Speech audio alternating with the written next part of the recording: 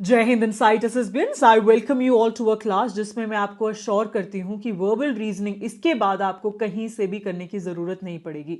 जैसे कि आप जानते हैं कि पैटर्न में बहुत ज्यादा चेंज है। Let me show you exactly क्या चेंजेस हैं। ठीक है, ये वो पूरी फाइल है जहां से आपके लिए बने हैं सारे क्वेश्चंस। ठीक है, so what we did this time is, आपने नोटिस किया होगा रीजनिंग को वो टफ कैसे कर रहे हैं, by adding lot of statements. आप कोई भी एग्जामिनेशन उठा लेना, चाहे एसएससी सीजीएल या एनी XYZ एग्जाम, कहीं पे भी ऐसे क्वेश्चंस नहीं आते जहां पर मल्टीपल क्वेश्चन, 2 से 3 टाइप ऑफ क्वेश्चंस को मिक्स करके क्वेश्चन बने। तो हमने जितने भी क्वेश्चंस अभी रीजनिंग के बनाए हैं as per to the current trend बनाए हैं। यू विल सी कि बहुत सारी स्टेटमेंट्स है, इवन जो क्वेश्चन है उसमें भी बहुत सारी स्टेटमेंट्स है। तो it gets a little hard to complete these kind of questions.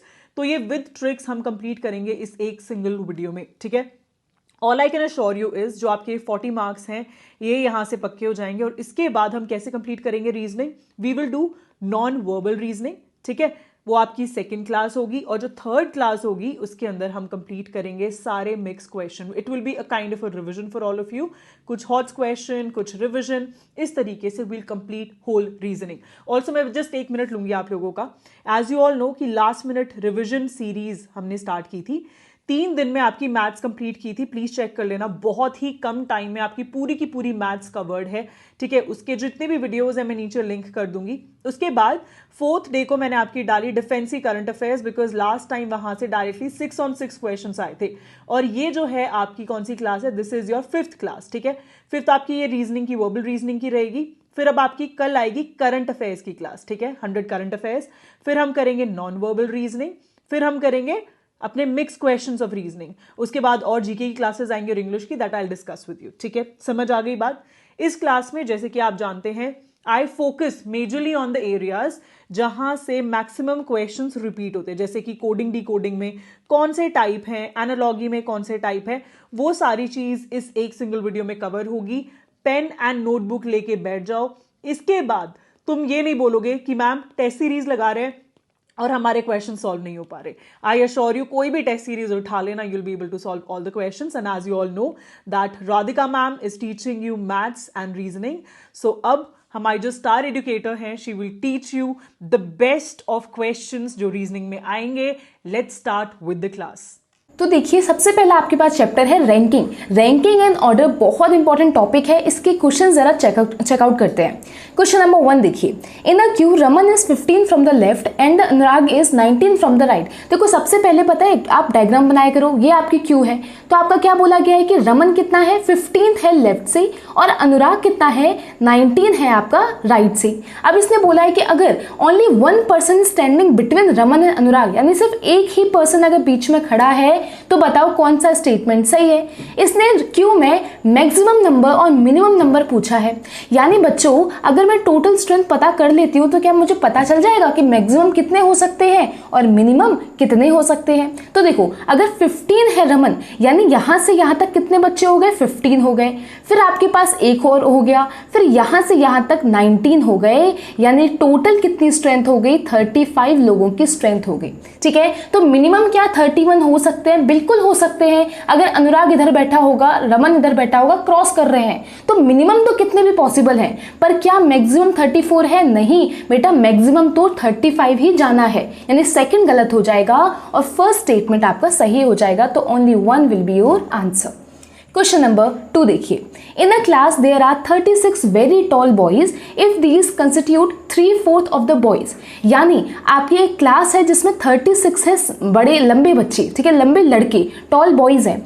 अगर इसकी जो वैल्यू है ना, ये किसके बराबर है, 3/4 ऑफ द बॉयज, यानी 3/4 ऑफ द टोटल बॉयज के बराबर है। यानी अगर 36 को हम बराबर कर देते हैं 3/4 ऑफ द टोटल बॉयज के, तो टोटल बॉयज के आपके कितने आ जाएंगे, 3 से कट कीजिए 12 टाइम्स, यानी कि टोटल बॉयज आपका यहाँ से 48 आ जाएगा। ठीक है, ये पहली चीज हमने निकाल ली है। आगे पढ़िए, total number of the boys is 2/3 of the total number of students. यानी बेटा टोटल नंबर बॉयज किसके हैं, आपके 2/3 हैं टोटल नंबर ऑफ स्टूडेंट्स की। तो टोटल नंबर ऑफ बॉयज तो मैंने निकाल दिए हैं, तो उसको जरा पुट कर दीजिए, 2/3 बराबर करिए टोटल नंबर ऑफ स्टूडेंट्स के साथ। तो वापस से कट कीजिए, 24 टाइम्स जाएगा, तो टोटल नंबर ऑफ स्टूडेंट्स आ जाएगा 72 आपका। ठीक है, यानी 72 बच्चे हैं जिसमें से बॉयज कितने हैं 48 हैं, तो गर्ल्स कितनी हो जाएंगी पूछा ही ये है कि नंबर ऑफ द गर्ल्स बता दीजिए। तो 72 में से 48 माइनस कीजिए, आपके पास आंसर आ जाएगा 24 आपका। समझ में आया? इजी था। बस जैसे जैसे इंफॉर्मेशन देती जा रही है ना वैसे वैसे मैं लिखती जा रही हूँ इक्वेशन और वैसे ही आपको सॉल्व करना है।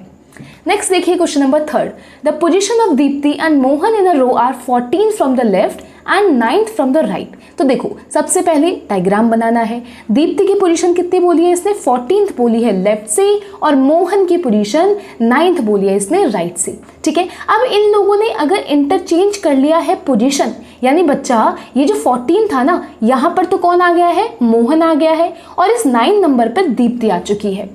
तो इसने नई आपको डायरेक्शन दे दी है कि Mohan will be 21st from the right, यानी अगर राइट से मोहन देखा जा रहा है तो बेटा ये 21st पर आ चुका है, तो बताओ दीप्ति लेफ्ट से कितने पर आ गई होगी, ये आपको निकालना है। तो इसको निकालने का तरीका बैच वालों आपको मैंने रूल्स पढ़ाए थे, याद आ रहे हैं? वो जो मैंने आपको सीधे सीधे फॉर्मूले दे दिए थे वही यहाँ पर लगेंगे। बहुत इजी है, विजुलाइज करना मैंने सिखा दिया। अब मैं दिखाऊंगी इसको कैसे सॉल्व करते हैं। हमें निकालना क्या क्या है, दीप्ति की पोजीशन लेफ्ट से निकालनी है और total number of the persons आपको निकालनी है। तो सबसे पहले मैं total number of the persons निकालती हूँ कि कितने होंगे।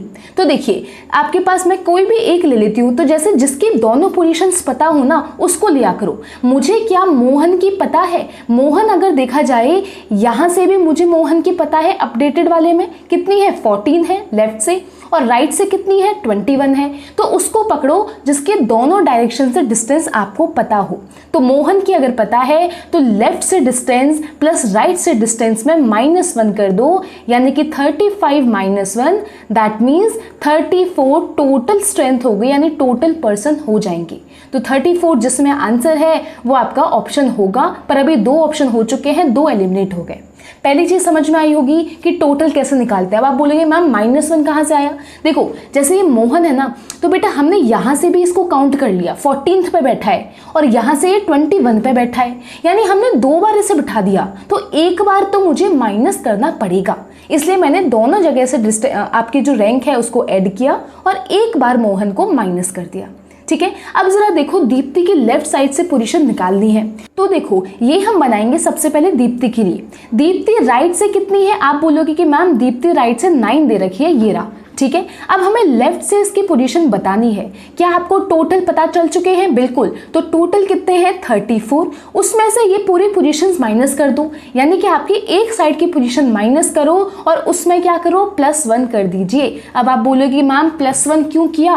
क्योंकि बच्चा हमें रैंक निकालनी है। 9th रैंक पर जब थी दीप्ति वो हमने माइनस कर दी, यानी हमें इसकी एक्चुअल रैंक निकालने के लिए उसके प्लेस को ऐड करना पड़ेगा। तो रैंक कितनी हो जाएगी? 34 - 9 is 25 and 25 + 1 is 26, यानी कि 26 आपकी दीप्ति की रैंक हो जाएगी। तो पहले क्या पूछा है दीप्ति की रैंक, तो पहले आपके 26 आंसर होगा, फिर आपका टोटल नंबर आंसर होगा, यानी कि A option will be your answer. वैसे भी आपका क्लियर हो जाता है यहाँ पर क्योंकि एक ही ऑप्शन था, बट स्टिल मैंने आपको करके दिखा दिया कि दीप्ति कैसे निकलेगी। समझ में आ गया? 2 कंसेप्ट सिखा दिए यहाँ पर कि टोटल स्ट्रेंथ कैसे निकालते हैं, और अगर एक साइड से डायरेक्शन दे रखी है तो दूसरी साइड से डायरेक्शन कैसे निकालेंगे। नेक्स्ट देखिए क्वेश्चन नंबर 4 आपका।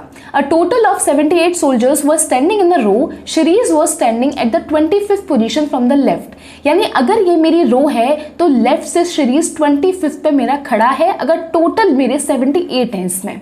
ठीक है, Abhijeet was standing at 40 position from the right, यानी यहाँ से जो अभिजीत है वो 40 पोजीशन पे है। तो बताओ इन दोनों के बीच में कितने आपके पर्सन प्रेजेंट है, ये आपको बताना है।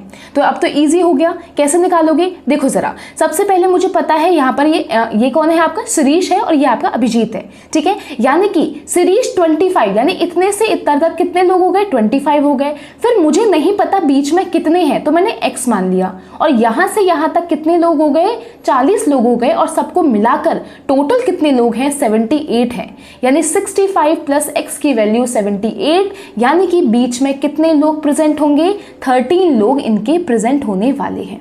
इजी था। नेक्स्ट देखिए question number 5। There are 6 person A B C D E and F of different weights, यानी 6 लोग आपको दे रखे हैं वेट्स के according. 2 person are either lighter than और हैवियर देन ई, यानी या ना 2 पर्सन ई से या तो हल्के होंगे या फिर भारी होंगे। तो देखो अगर मैं ऊपर आपका क्या कर रही हूँ, हैवियर लिख रही हूँ ऊपर की तरफ और नीचे लाइटर लिख रही हूँ, तो देखो इसने बोला है अगर मेरा ई इधर है ना, या तो 2 पर्सन उससे हैवी होंगे बाकी सब उससे हल्के हैं, या फिर क्या होगा सिर्फ 2 पर्सन उसके लाइट होंगे बाकी सब उसके हैवी हैं। यानी इन दोनों में से कोई एक केस बनने वाला है। जरा आगे पढ़िए, D is heavier than A but is not heaviest, यानी सबसे ऊपर D तो नहीं आएगा क्योंकि हैवीएस्ट नहीं है, पर क्या बोला है कि D A से कहीं ना कहीं ऊपर जरूर आएगा। इसका मतलब ये नहीं होता कि A के जस्ट ऊपर आता है, ठीक है, A के कहीं भी ऊपर आ सकता है। अगर A मेरा यहाँ है तो यहाँ भी मेरा D आ सकता है, समझ गए। तो अब देखो आगे, B is heavier than only F, यानी सिर्फ B से हैवी कौन है, सिर्फ B है आपका, F से हैवी और कोई भी नहीं है। यानी F सबसे नीचे आएगा और उसके ऊपर जस्ट आपका B आ जाएगा। तो दोनों केसेस को मैं इधर बना रही हूं, तो देखो अगर मेरा इन दोनों पे B और F आ चुका है तो ऊपर एक खाली है, फिर E है, फिर मेरे ऊपर 2 खाली है, ठीक है। ऐसे ये वाला कॉलम देखो, नीचे दोनों मैंने भर दिए हैं, फिर ऊपर इसके E आ जाएगा, उसके ऊपर 3 लोग मेरे और बैठने वाले हैं। समझ आ गया। अब आगे देखो कि if A is heavier than only 2 person, यानी A सिर्फ 2 लोगों से हैवी है बाकी सबसे हल्का है। यानी अगर बेटा अगर मेरा A यहाँ पर हुआ, अगर A यहाँ हुआ तो 2 लोगों से तो हैवी आ रहा है, सही बात है, और इसके ऊपर कहीं ना कहीं D आना था, तो बेटा D की पोजीशन ये दोनों है पर ऊपर नहीं हो सकती, यही तो बोला था। इसका मतलब मेरा यहाँ D आएगा और यहाँ पर बचा हुआ पर्सन यानी कि C आ जाएगा।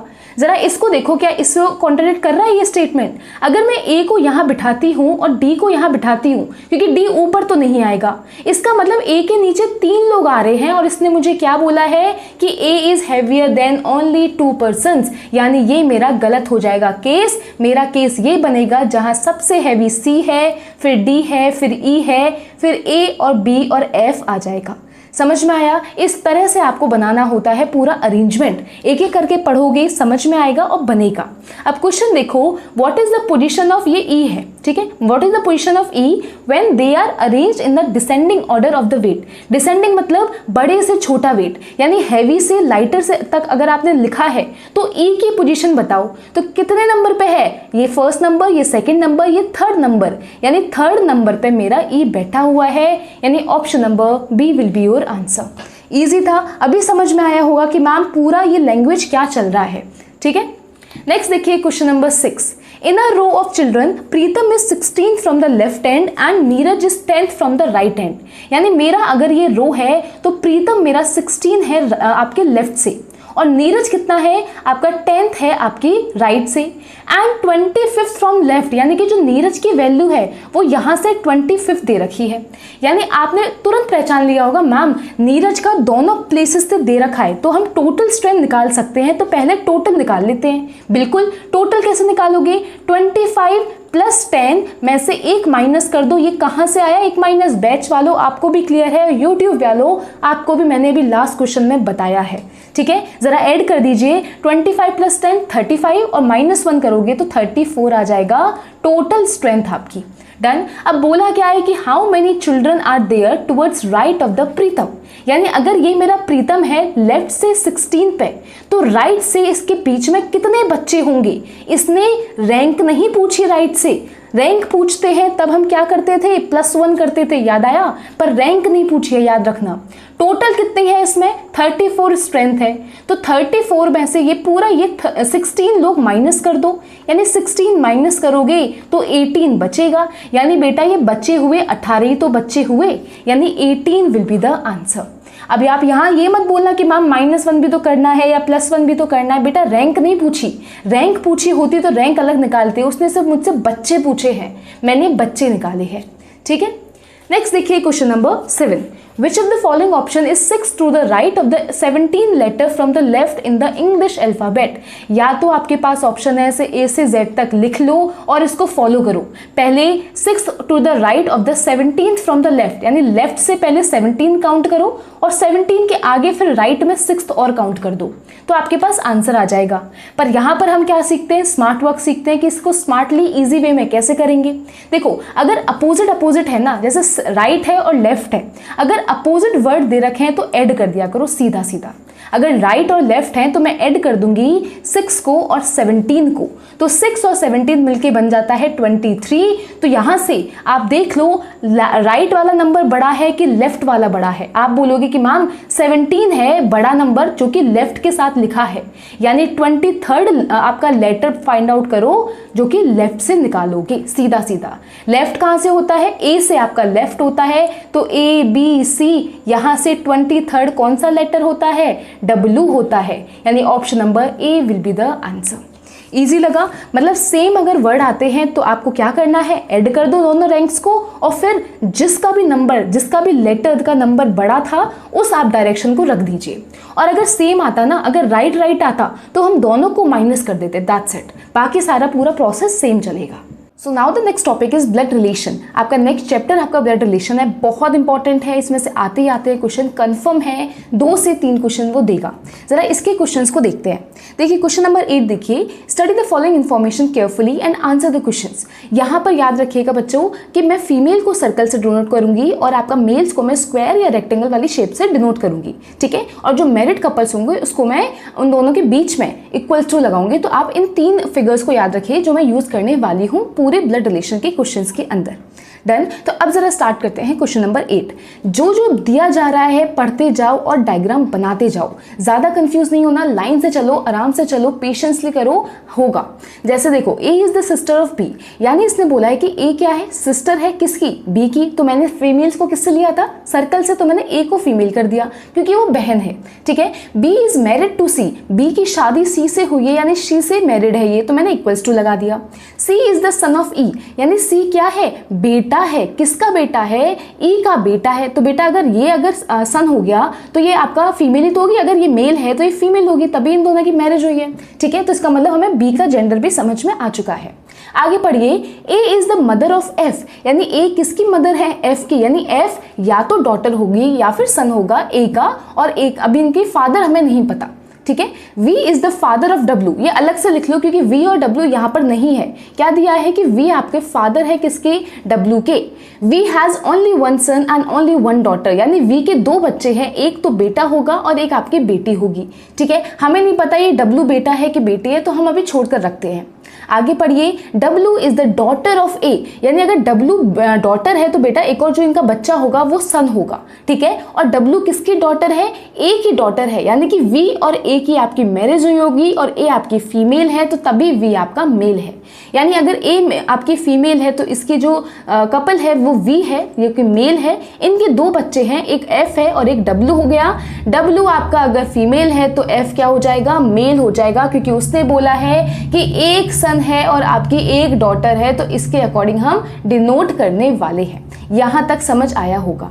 एक और लाइन दे रखी है, X is son of B, यानी B का बेटा X है, यानी इन दोनों का जो ये बेटा होगा ये आपका X हो जाएगा। यहां तक क्लियर हो गया होगा, डायग्राम बन गया। जो भी चीज लिंक नहीं करती है ना उसको अलग से बनाया करो और उसको फिर उसमें इंक्लूड कर दिया करो, दैट्स इट। ज्यादा नहीं सोचना कि हम कैसे क्या करें। स्टेटमेंट पढ़िए, C is the brother in law of A, क्या C ब्रदर इन लॉ है A का। देखो A की बहन है B और B का हस्बैंड C है, तो C definitely brother in law ही तो होगा आपका, यानी कि जो जीजाजी होते हैं वही तो होगा A का। तो इसका मतलब C मेरा सही हो गया, मतलब फर्स्ट ऑप्शन मेरा सही है। सेकंड ऑप्शन देखिए, Z is the wife of E, यानी Z अगर वाइफ है E की, ठीक है। अगर हमने सपोज किया Z वाइफ है E की, तो फिर X is the grand daughter of Z, यानी X क्या ग्रैंड डॉटर होगी Z की। देखो ग्रैंड तो होगी पर डॉटर नहीं, ये तो सन है ना बच्चा, ये तो मेरा मेल है। इसका मतलब मेरा सेकंड गलत हो गया, only 1 will be your answer. समझ में आया? मैंने इस आराम से करवाया पहला क्वेश्चन ताकि आपको क्लियर हो कैसे डायग्राम आप बनाओगे और कैसे इंडिकेट करोगे, ठीक है। नेक्स्ट देखिए क्वेश्चन नंबर 9। ये है थोड़ा सा कोडेड वाला जिसमें आप सिंबल्स के थ्रू रिलेशंस बिठाते हो। जैसे कि ये अगर हैश है, हैश का मतलब ये है कि जो पहला वाला यानी कि A is the son of B, यानी पहला वाला जो एलिमेंट है वो दूसरे का बेटा होगा। ठीक है, तो इस तरह से आप एलिमेंट्स को, सिंबल्स को डिनोट कर रहे हो। तो उसके अकॉर्डिंग आपको इसको पहले सिंबलाइज करना पड़ेगा और फिर आपको स्टेटमेंट देखना पड़ेगा कौन सा करेक्ट नहीं होगा। तो जरा इसको बनाइए। जरा देखो, सबसे पहले दे रखा है एम और आर, दो दो करके पकड़ना, बीच में एक सिंबल होना चाहिए दोनों ही अल्फाबेट्स के। तो m@r दे रखा है, इसका मतलब @ का मतलब क्या है, A is the mother of B, यानी m क्या है, मदर है r की। समझ में आ रहा है? जैसे कि आपका A@B का मतलब था A is the mother of B, ऐसे ही m@r का मतलब क्या हो जाएगा कि m is the mother of r आपका। तो मैंने ये बना दिया। अब आगे देखिए, R और K को पकड़ो। अब R परसेंटेज K है, परसेंटेज का मतलब क्या दे रखा है, सिस्टर दे रखा है, यानी R सिस्टर है K की, तो R is the sister of K आपका। डन। अब आगे देखिए क्या दे रखा है यहाँ पर कि K और G को पकड़िए। K hash of G, hash का मतलब है सन, यानी K is the son of G, यानी ये आपका G हो जाएगा। इसका मतलब इनकी मैरिज होगी तो ये आपके कपल हो जाएंगे। यहाँ तक क्लियर हुआ होगा? जहाँ तक आप बना रहे हैं दो दो को पकड़िए और बनाते जाइए। आगे देखो, अब जहाँ तक हो गया, अब देखो G और N को देखिए। G हैश N है, हैश का मतलब सन होता है, यानी G बेटा है N का, और N@ आपका T है। @ का मतलब क्या दे रखा है आपको कि वाइफ दे रखा है, यानी N वाइफ है किसकी, T की, तो T आपका मेल हो जाएगा, यानी कि हस्बैंड हो जाएंगे N के आपके। ये हमारा पूरा डायग्राम बन के तैयार है। अब जरा कंक्लूजन पढ़ लीजिए, जो नहीं होगा वो आंसर हो जाएगा। पहला ऑप्शन दे रहा है कि M is the mother of K, क्या M आपकी मदर है K की? देखो M तो मदर ही है ना बेटा K की, तो पहला ऑप्शन सही हो गया। सेकंड देखिए, R is the daughter of G, क्या R डॉटर है G की? बिल्कुल सही है, R फीमेल है और G की ही बेटी है। बी ऑप्शन देखिए, N is the paternal grand mother of K, क्या N पैटर्नल ग्रैंड मदर है K की? देखो पैटर्नल मतलब पापा की साइड के, यानी कि दादी, तो K के फादर G हैं और G की मम्मी N है, यानी कि वो उसकी दादी हो जाएंगी। इसका मतलब ये भी ऑप्शन आपका सही हो गया।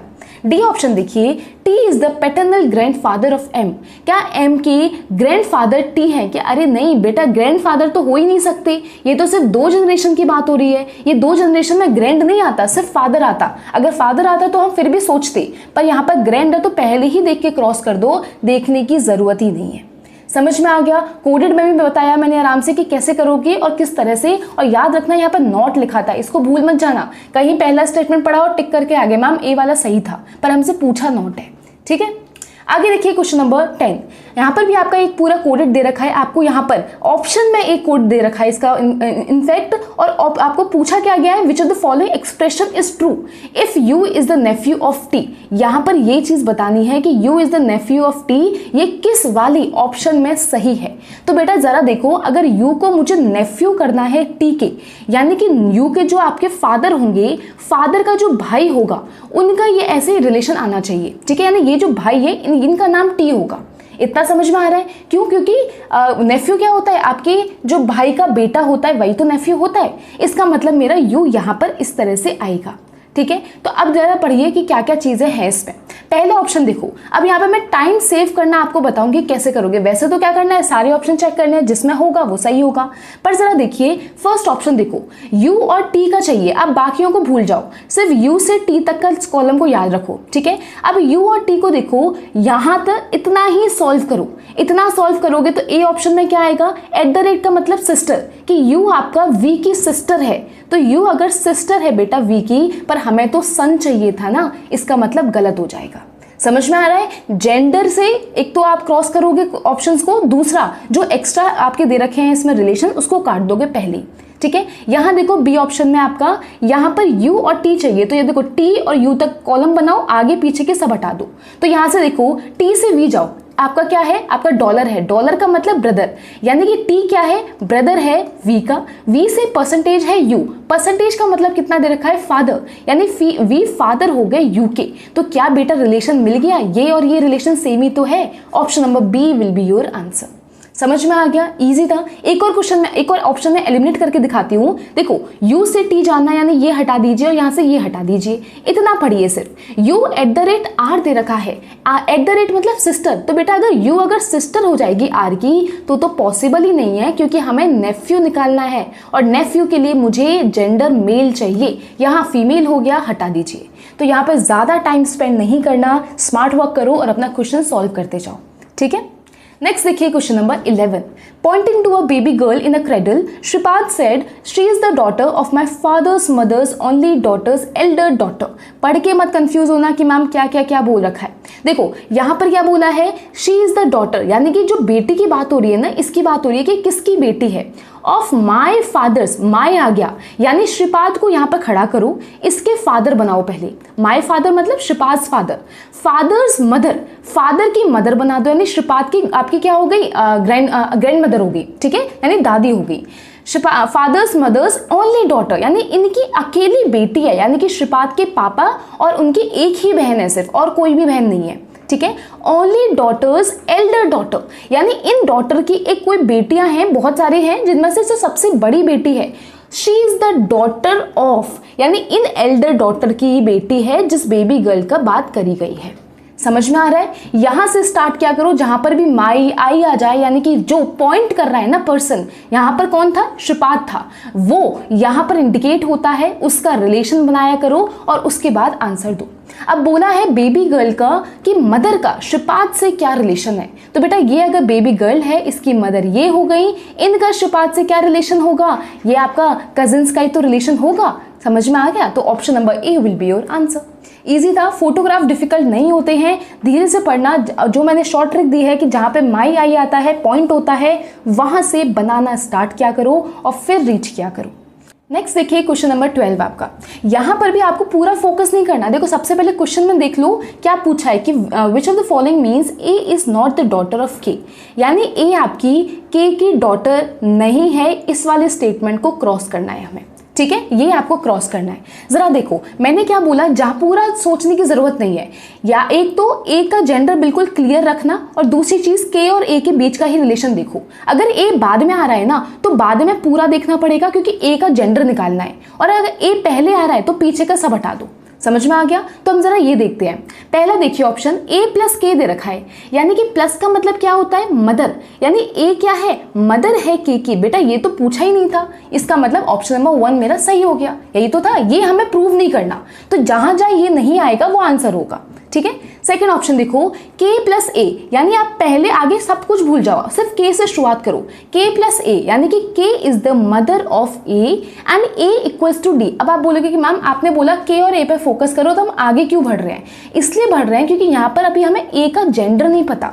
मे बी ये डॉटर भी आ सकती है ना आगे जाकर, या फिर ये सन भी आ सकता है। अगर सन आया तो आंसर होगा, डॉटर आया तो नहीं होगा। तो हमें ये इसलिए आगे पढ़ने की जरूरत पड़ती है इन केस में, ठीक है। तो इक्वल्स टू का मतलब क्या हो गया, ब्रदर, यानी कि ये ब्रदर हो जाएगा डी का। ये जेंडर ही चेंज हो गया, हमें तो क्या चाहिए थी, डॉटर चाहिए थी, यानी सेकंड भी मेरा आंसर हो जाएगा, ठीक है, इसलिए जरूरत पड़ी।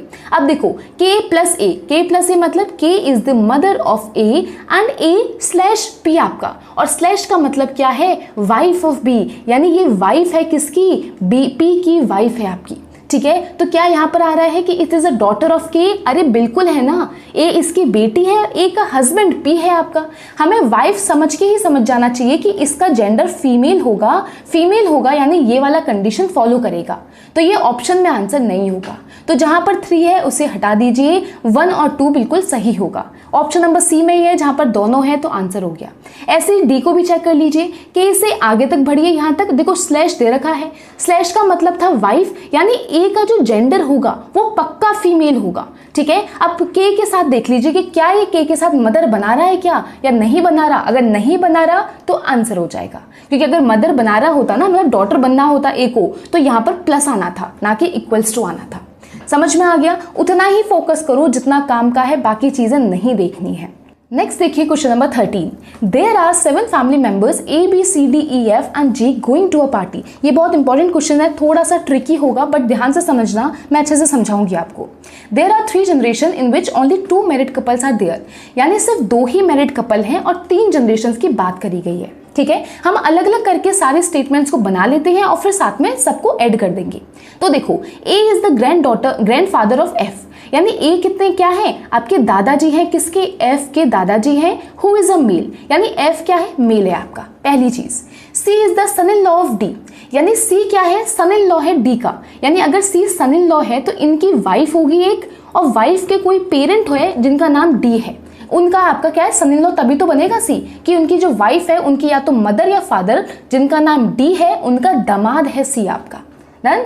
जी is the son of B, यानी जी आपका क्या है, सन है किसका, बी का आपका।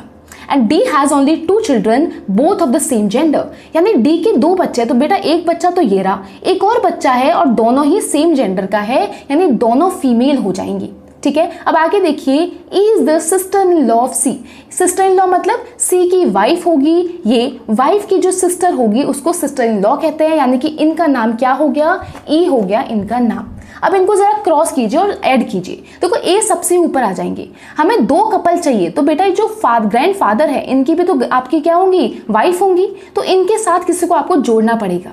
ठीक है, आपको क्या बोला है कि बी का बेटा जी है, यानी अगर मैं ये दोनों कपल हैं और ऊपर ग्रैंडफादर ग्रैंड मदर होंगे वो कपल होंगे, तो इन कपल का ही तो बच्चा जी होगा ना, ये तो आपके सिंगल है ई, तो यानी यहां पर अगर मैं इनका आपका इसका बेटा जी है तो इसका नाम क्या हो जाएगा, बी हो जाएगा, यानी सी का जो कपल है वो बी है और सी बी के जो आपका बेटा है वो आपका जी कहलाएगा। यहां तक समझ आया। अब मैं डी को ए के साथ जोड़ती हूं तो डी क्या हो जाएंगी, आपकी फीमेल हो जाएंगी। इनके क्या बच्चे हैं, 2 बच्चे हैं और दोनों ही सेम जेंडर के हैं, यानी बी और ई इनके बच्चे हो गए।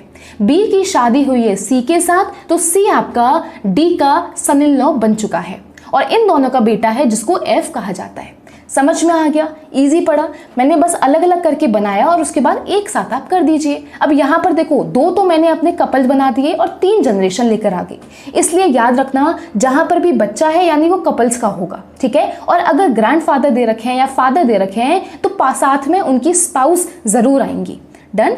अब पूछा क्या है, हाउ मेनी मेल्स, पहले तो देखो यहाँ पे 7 लोग बन चुके हैं क्या, अभी हमारा अच्छा एक बचा हुआ है, जी हमारा बचा हुआ है। जी को देखो, G is the son of B, B का जो बेटा है वो जी है। अच्छा ये मैंने एफ लिख दिया, एफ आ जाएगा, तो जी भी बेटा है बी का, यानी इनका एक और बेटा हो गया बी, जो कि आपका इसका भाई हो गया। तो समझ में आ गया, अब क्लियर हो गया होगा। मेल्स पूछा है तो कितने मेल हो गए, ए मेल हो गया, सी मेल हो गया, बी मेल हो गया और एफ मेल हो गया, यानी कि 4 आपके टोटल मेल्स हैं इस फैमिली जनरेशन में। क्लियर हो गया, ये इस तरह से सॉल्व किया जाता है, एक एक करके पढ़ो और अपना रिलेशंस निकाल कर आओ। अब नेक्स्ट टॉपिक देखिए, डायरेक्शंस एंड डिस्टेंस। यहाँ से भी कंफर्म आपके 2 से 3 क्वेश्चंस बनते हैं। आपको डिस्टेंस या तो निकालनी पड़ती है, शॉर्टेस्ट डिस्टेंस निकालनी पड़ती है, या फिर वो किसी भी प्लेसेस का रेस्पेक्ट में डायरेक्शन पूछ सकता है कि कौन सी चीज़ कहाँ पर है। ठीक है, जरा इसके क्वेश्चन देखिए। क्वेश्चन नंबर 14 सबसे पहले पूरा क्या है कि a women runs 12 kilometre towards her north. तो बनाते जाओ कि यहाँ पर अगर वुमेन थी तो सबसे पहले वो 12 किलोमीटर्स नॉर्थ में जाएगी, यानी ऊपर जाएगी। डन। उसके बाद में इसने बोला है then 6 kilometre towards her south, यानी कि देखो वापस यहाँ पर बनाओ, अगर ये यहाँ पर 12 किलोमीटर जा रही है पहले ऊपर, फिर ये 6 किलोमीटर साउथ जा रही है, नीचे आ गई है आधा डिस्टेंस, तो ये 6 किलोमीटर नीचे हो गया। ठीक है, and then 8 kilometres towards east, यानी 8 किलोमीटर्स यहाँ ईस्ट की तरफ आ चुकी है। In which direction is she from her starting point, जिसके भी रिस्पेक्ट में पूछा जाए ना वहां पर खड़े हो जाया करो और देखा करो कि कहां पर आप दिख रहे हो। आप बोलो कि अब जरा यहाँ पर खड़े हो जाओ, देखो जरा, in which direction is C from her starting point, किस पॉइंट पर खड़ा होना है, स्टार्टिंग पॉइंट पर। यहां पर खड़े होइए और देखिए ये कहां दिख रहा है, नॉर्थ साउथ ईस्ट वेस्ट, यानी इस डायरेक्शन में दिख रहा है, तो नॉर्थ ईस्ट आपका आंसर होगा। तो ऑप्शन नंबर बी या फिर डी में आंसर होगा। बस हमें एंगल और बताना है कि कितना एंगल आपके पास होगा। तो जरा देखो एंगल कैसे निकालोगे, अगर मेरे पास ये 6 डिस्टेंस है, ये मेरी 8 डिस्टेंस है और ये मेरा एंगल बनाना है, इसका मतलब क्या होता है कि जितना ज्यादा ये मूव करेगी आगे की तरफ उतना ही 45 से एंगल क्या कम नहीं होता जाएगा, ये उतना, जैसे अगर और आगे आ गई इसका मतलब ये इधर हो जाएगा, इसका मतलब इधर हो जाएगा, इसका मतलब ये एंगल और कम होता जाएगा। अगर ये बिल्कुल 6 होता तो बिल्कुल 45 पे जाता, इसका मतलब 45 से एंगल कम होता जाएगा, लेस होता जाएगा। समझ में आ गया। आई होप कि मैंने आपको विजुलाइज करवाया कि कैसे एंगल डिक्रीज होगा और उसी अकॉर्डिंग ऑप्शन नंबर बी आपका आंसर हो जाएगा। नेक्स्ट देखिए क्वेश्चन नंबर 15 आपका, राम वॉक्स 5 kilometre straight from his home. यानी कि अगर मैं 5 किलोमीटर स्ट्रेट, अब डायरेक्शन नहीं दे रखा तो कहीं भी मूव करो, मैंने यहां पर मूव कर दिया 5 किलोमीटर, ठीक है। उसके बाद बोला है after taking a right turn he walks another 8, यानी यहां से राइट मोड़ा, यानी इस साइड मोड़िए और 8 चलिए। कैसे राइट लेफ्ट देखोगे, देखो बेटा अगर एरो मेरा आगे है ना तो अपने आप को, आपका अपना फेस ईस्ट की तरफ फेस करो और फिर देखो आपका क्या इधर लेफ्ट है या इधर लेफ्ट है, ठीक है। तो आप देखोगे आपका इधर लेफ्ट है और इधर आपका राइट है, इसका मतलब इस तरह से लेफ्ट और राइट डिसाइड करोगे। डन। अब आगे देखिए, he takes left turn reaches the shop A after 2 kilometre, यानी यहां से इसने लेफ्ट लिया और सिर्फ 2 किलोमीटर चला और ये ए पर पहुंच चुका है जहां पर एक शॉप थी आपकी।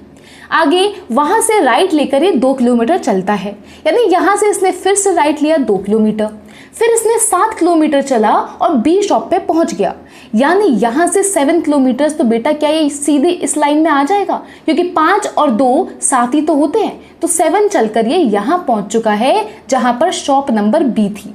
बोला क्या है कि what is the distance covered by Ram to reach the shop A from his home, यानी होम से लेकर ए तक जाने में ये कितना डिस्टेंस चला है आपको बताना है। यानी आगे बनाने का कोई मतलब नहीं था, हमें सिर्फ 5 + 8 + 2 की वैल्यू बतानी है, क्योंकि 5 किलोमीटर चला, फिर 8 चला, फिर 2 चला और ये शॉप पर पहुंच चुका था। इसका मतलब 5 + 8 + 2 that is 15 will be your answer. समझ में आ गया? कोई डायरेक्शन नहीं दे रखी, कोई बात नहीं, किसी भी डायरेक्शन में बनाओ आंसर आएगा आपका।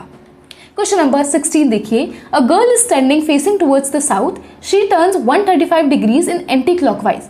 यहाँ पर पहला बेसिक मेथड क्या बोलता है कि लड़की को खड़ा करो साउथ की तरफ और उसे फिर घुमाते रहो, एंटी क्लॉकवाइज घुमाओ, क्लॉकवाइज घुमाओ, जितने एंगल दे रखे हैं, ठीक है। बट मैं आपको बता रही हूँ अलग एक अच्छी सी ट्रिक, जिससे मैंने बैच में भी आप लोगों को बताया था कि किस तरह से करना है। देखो सबसे पहले क्या करोगे आप, यहाँ पर सबसे पहले लोगे आपके डिग्रीज को, तो 135 एंटी क्लॉकवाइज को मैं माइनस में मानूंगी और क्लॉकवाइज को मैं प्लस में मानूंगी। तो 135 एंटी है तो मतलब -135, 270 क्या है आपका क्लॉकवाइज, यानी प्लस ऑफ 270, फिर क्या है 180 एंटी यानी माइनस ऑफ 180। इसको जरा पूरे को आप सॉल्व करोगे, प्लस माइनस करोगे तो यहाँ से कितना आ जाएगा, प्लस माइनस ऑफ 135 और आपका यहाँ से 180 करने के बाद आपका -45 बचेगा, क्योंकि इसको करोगे तो आपस आपके पास कितना आ जाएगा 135 आ जाएगा, उसमें से 180 माइनस करोगे 45 आएगा और साइन किसका आएगा, माइनस का आएगा। इसका मतलब ये आपका फाइनल रिजल्ट आ गया। अब इसको कैसे बनाना है, देखो यहाँ पर साइन क्या है, माइनस मतलब एंटी क्लॉकवाइज और 45 मतलब इतनी डिग्री, यानी जो लड़की है साउथ में खड़ी है उसको सिर्फ एंटी क्लॉकवाइज 45 डिग्रीज घुमा दीजिए, यानी इस डायरेक्शन में आ जाएगी। तो कितना हो गया, south east direction will be your answer. Option number B आपका आंसर यहाँ पर हो जाएगा। समझ में आ गया कि सीधा कुछ नहीं करना, आपको सबको समराइज करना है और एक आपको फाइनल रिजल्ट निकाल देना है, उसी से सॉल्व करो। और अगर पूरा सॉल्व करना चाहते हो ना, वैसे भी कर सकते हो, 135 पहले एंटी लेकर जाओ, फिर 270 क्लॉक लेकर आओ, फिर 180 एंटी लेकर जाओ, तो उस अकॉर्डिंग भी आपका 45 डिग्री एंटी क्लॉकवाइज बचेगा। डन। आगे देखिए question number 17। In the evening, Ramya and Nivi are standing and opposite to each other on the ground. Nivi's shadow fell on her left hand side. यानी shadow की बात है, इसका मतलब मुझे सन का रोल है, इवनिंग का टाइम है, तो कहाँ पर सन सेट होता है आपका आप बोलोगे कि मैम ये आपका वेस्ट की तरफ होगा, इसका मतलब सन आपकी रेज इस तरह से देगा, तो बेटा आपका शेडो कहाँ बनेगा, ईस्ट की तरफ ही तो बनेगी शेडो। इसका मतलब बोला है कि निवी की शेडो लेफ्ट हैंड में है। अगर मैं निवी को नॉर्थ की तरफ मुंह करके खड़ा करती हूँ तो इसका लेफ्ट कितना हो जाएगा, आप बोलोगे मैम इस साइड लेफ्ट हो जाएगा, तो क्या शेडो इधर बनेगी क्या, अरे नहीं बच्चा, शेडो तो इधर बनने वाली है। इसका मतलब निवी मेरी ऐसे खड़ी है, क्योंकि इसका लेफ्ट हो जाएगा इधर और लेफ्ट की तरफ ही शेडो इसकी बन रही है। अगर निवी ऐसे खड़ी है तो रम्या इसके अपोजिट यानी कि इस तरह खड़ी हो जाएगी, तो रम्या की डायरेक्शन क्या हो गया, साउथ रम्या की डायरेक्शन हो चुकी है। इजी था बैच वालों, आप लोगों को मैंने बताया था सनसेट और सन टाइम को कैसे आप याद रखिएगा, मतलब कहाँ पर शेडो बनेगी कैसे, वो टेबल भी दी थी ताकि आप डायरेक्टली भी याद कर सकते हैं, वरना याद करने की कोई जरूरत नहीं है, जस्ट विजुलाइज करो और आपका बन जाएगा। ठीक है, और अपने आप को खड़ा करा करो, आपके लेफ्ट और राइट बहुत ज्यादा इजीली क्लियर हो जाएंगे। Pallavi walked from her college library 70 metre towards north. यानी अगर ये मेरी इसकी लाइब्रेरी है, यहाँ से ये 70 मीटर नॉर्थ की तरफ गई पहले, ठीक है। उसके बाद ये 60 मीटर जाती है ईस्ट में, यानी इधर जाती है ये 60 metres. Then 45 metre towards north, यानी कि 60 मीटर जाने के बाद ये वापस 45 जाती है ऊपर नॉर्थ की तरफ। उसके बाद क्या है, ये 60 मीटर वेस्ट जा रही है, यानी ये वापस इस लाइन के ऊपर आकर खड़ी हो जाएगी। डन। अब यहाँ पर क्या बोला है कि she stopped at this point to buy some candies, यानी ये जो पॉइंट है ना, ये है कैंडी शॉप। और she again walked 50 metre towards north, यानी कैंडी शॉप से ऊपर की तरफ ये 50 मीटर और जाएगी। डन। अब देखो क्या पूछा है, how far and in which direction is Pallavi's college library from the candy shop. हमें इसका मतलब ही नहीं है, इसने बस मुझे क्या बोला है, कैंडी शॉप और लाइब्रेरी के बीच में कितने डिस्टेंस है बताओ। बेटा 70 तो ये हो गई, और ये कितनी हो जाएगी, 45 ये हो जाएगी, यानी 70 + 45 विल बी 115 आपका। और डायरेक्शन कैसे पता लगाना है, फ्रॉम द कैंडी शॉप बोला गया है, फ्रॉम बोला है तो मैंने क्या बोला था बच्चों, कैंडी शॉप पे खड़े हो जाइए। जहां से भी फ्रॉम होता है ना, या फिर विद रेस्पेक्ट टू होता है, वहां पर खड़े हो जाओ और देखो उस जगह को किस डायरेक्शन में दिख रही है, साउथ में दिख रही है, तो option number C will be your answer. Clear हुआ होगा। नेक्स्ट देखिए question number 19। Point S is 14 metre to the south of point T, यानी अगर ये मेरा टी पॉइंट है तो पॉइंट एस इसके 14 मीटर साउथ है, यानी मेरा पॉइंट एस इधर आ जाएगा 14 मीटर साउथ आपका, ठीक है। अब बोला क्या है कि point P is 12 metre west of S, यानी एस के वेस्ट में पॉइंट पी है आपका, कहाँ, आपके वेस्ट में कौन सा पॉइंट पी है जो कि 12 मीटर है आपका, ठीक है। उसके बाद है सी 7 मीटर है डी के साउथ में। हमें अभी तक क्या यहाँ पर सी और डी नहीं पता, तो हम इग्नोर करते हैं, आगे बढ़ो। डी विच इज, देखो विच अगर बोला है ना तो ये डी के बारे में बात करिए, which is 28 metre to the east of T, यानी टी के ईस्ट में 28 मीटर है डी आपका, यानी यहाँ पर आपका डी हो जाएगा जो कि 28 मीटर है ईस्ट की तरफ। अब जरा इस स्टेटमेंट को और बना लो कि point C is 7 metre to the south of T, यानी यहां से साउथ की तरफ 7 मीटर क्या है आपका, सी पॉइंट है, ये 7 मीटर हो गया, ठीक है। मैंने आधा क्यों बनाया, क्योंकि देखो पूरा 14 है तो इधर 7 होगा, तो थोड़ा सा है ना अपने जो यूनिट्स है उसको देखकर चला करो, कितना ड्रॉ करना है कितना नहीं करना। अब आगे बढ़िए, point B is 10 metre to the south of A, हमें ए नहीं पता, हमें बी नहीं पता, तो अभी रख देते हैं, and 14 metre to the west of point C, यानी कि देखो अब यहाँ पर एंड आ गया। अब आप क्या बोलोगे कि मैम क्या ये पॉइंट ए के लिए है कि बी के लिए है। देखो अगर डायरेक्टली आपका जैसे विच आ जाए या वो आ जाए तो वो पास वाले के लिए होता है, पर अगर बीच में कोई आपका कंजक्शन आ गया जैसे एंड आ गया तो इसका मतलब ये जो इन्फॉर्मेशन है ना ये ए के लिए नहीं, ये आपका बी के लिए दे रखा है। तो इसका मतलब ये बोलना चाहता है कि point B 14 metre to the west of point C है, यानी कि सी के वेस्ट में 14 मीटर बी है, तो यहाँ से वेस्ट में 14 मीटर कहाँ हो जाएगा, इधर हो जाएगा पॉइंट बी आपका। क्या यहाँ तक समझ में आया? इजी लगा अभी? जहाँ से कैसे आपको रीड करना है लैंग्वेज वो समझ में आना चाहिए, ठीक है। अब 14 क्यों बनाया, क्योंकि पूरा 28 था तो 14 इसका आधा हो जाएगा, इसलिए मैंने आधा बनाया है। अब आगे देखिए एक और चीज दे रखी थी कि point B is 10 metre to the south of point A, यानी बेटा पॉइंट ए कहीं ना कहीं ऊपर होगा आपका, जहां पर 10 मीटर ऊपर होगा, और ये 7 मीटर था तो मैंने 10 को क्रॉस कर दिया ऊपर की तरफ। अब बोला क्या है, if point X lies 3 metre to the south of A, यानी ए के 3 मीटर साउथ, यानी कि बेटा इसी लाइन पे तो एक्स होगा, क्योंकि 7 मीटर अगर ये है तो यही तो 3 मीटर हुआ, इसका मतलब एक्स इस पॉइंट पर आ चुका है। बोला क्या है कि distance between T and x बताओ, यानी ये डिस्टेंस आपको बतानी है। अगर ये टोटल डिस्टेंस आपकी कितनी थी, आपकी ये टोटल डिस्टेंस यहाँ से यहाँ तक 28 थी, और इतनी डिस्टेंस आपकी कितनी थी, आपके यहाँ से यहाँ तक डिस्टेंस 14 थी, तो क्या ये डिस्टेंस नहीं निकाल सकते? 28 minus 14 that will be 14 metre will be your answer. Easy था, मजा आया? मतलब इस किस तरह से करना है, एक एक को पकड़ा करो और कौन सी चीज कहाँ बोली है, अब ये भी कंफ्यूज मत होना किस पॉइंट के रिगार्डिंग कहाँ पर आता है। कंजक्शन आ गया तो पहले पॉइंट के रिगार्डिंग बात करिए, अगर कुछ भी नहीं आया तो वो वही पॉइंट की रिगार्डिंग बात करिए जो कि पास में है आपका, ठीक है। So this was question number 19। अब देखिए नेक्स्ट टॉपिक आपके पास आता है डाइस। देखो डाइस को करने के लिए मैं बहुत अच्छी ट्रिक आपको बताने वाली हूँ तो और इजी हो जाएगा, तो जरा ध्यान से देखिएगा। क्वेश्चन नंबर 20 देखिए 1 2 3 4 5 and 6 are written on a different dice different faces of a dice. 3 different position of the same dice are shown below. Which of the following statement are true? आपको true बताना है, ठीक है। Statements दे रखे हैं, one statement ये रहा, second ये रहा और आपका थर्ड आपका स्टेटमेंट ये रहा, ठीक है। तो जरा देखो, पहला बोला है आपको डाइस दे रखा है, तो जरा डाइस को हम खोल लेते हैं। तो खोलने का तरीका सबको पता होगा, पहले आपको एक ओपन डाइस बनाना है जिसमें इधर आपके 4 फेसेस होते हैं, एक फेसेस ऊपर और एक इधर, ठीक है। ये वाला और ये वाला अपोजिट होता है, ये और ये अपोजिट होता है और ये वाला अपोजिट होता है। अब जरा देखिए यहाँ पर, जरा देखो 2 मैंने ले लिया, तो जरा यहाँ पर कहीं भी 2 लिख लीजिए। मैंने ऐसे यहाँ पर 2 लिखा, ठीक है। तो 2 के पास में क्या है 4 और 1, तो एक जगह तो 4 लिख लीजिए, एक जगह 1 लिख लीजिए, क्योंकि ये दोनों इसके एडजेसेंट है, तो ये आपका सही हो गया। अब यहाँ देखो 2 के पास में एडजेसेंट 6 और 4 है, तो बेटा 4 तो आ गया, तो हमें 6 और लिखना है, मैंने 6 यहाँ पर लिख दिया, ठीक है, क्योंकि 6 4 का भी एडजेसेंट है और मुझे दिख रहा है यहाँ पर। यहाँ देखिए 2 के एडजेसेंट 6 और 3 आएगा, यानी कि 2 का एडजेसेंट 6 तो है, मुझे 3 भी करना है, तो बेटा मुझे 3 यहाँ लिखना पड़ेगा, क्योंकि ये और ये दोनों तो अपोजिट होते हैं। तो बचा कौन सा, 5 बचा है, 5 यहाँ लिख दीजिए। आपने डाइस को अनफोल्ड कर दिया है विद इन 20 सेकेंड्स। अब जरा देखिए स्टेटमेंट 1 दे रखा है कि the side opposite to 1 is 6। क्या 1 के अपोजिट क्या 6 है क्या? अरे बिल्कुल है, यानी कि फर्स्ट स्टेटमेंट सही हो गया। सेकंड देखिए the side opposite to 5 is 2। क्या 5 के अपोजिट 2 है क्या? बिल्कुल सही है, यानी ये भी आपका सही हो गया। एंड थर्ड देखिए कि the side opposite to 4 is 6। बेटा 4 के अपोजिट 6 नहीं है, 4 के अपोजिट 3 दे रखा है, यानी थर्ड गलत हो जाएगा। 1 and 2 will be my answer.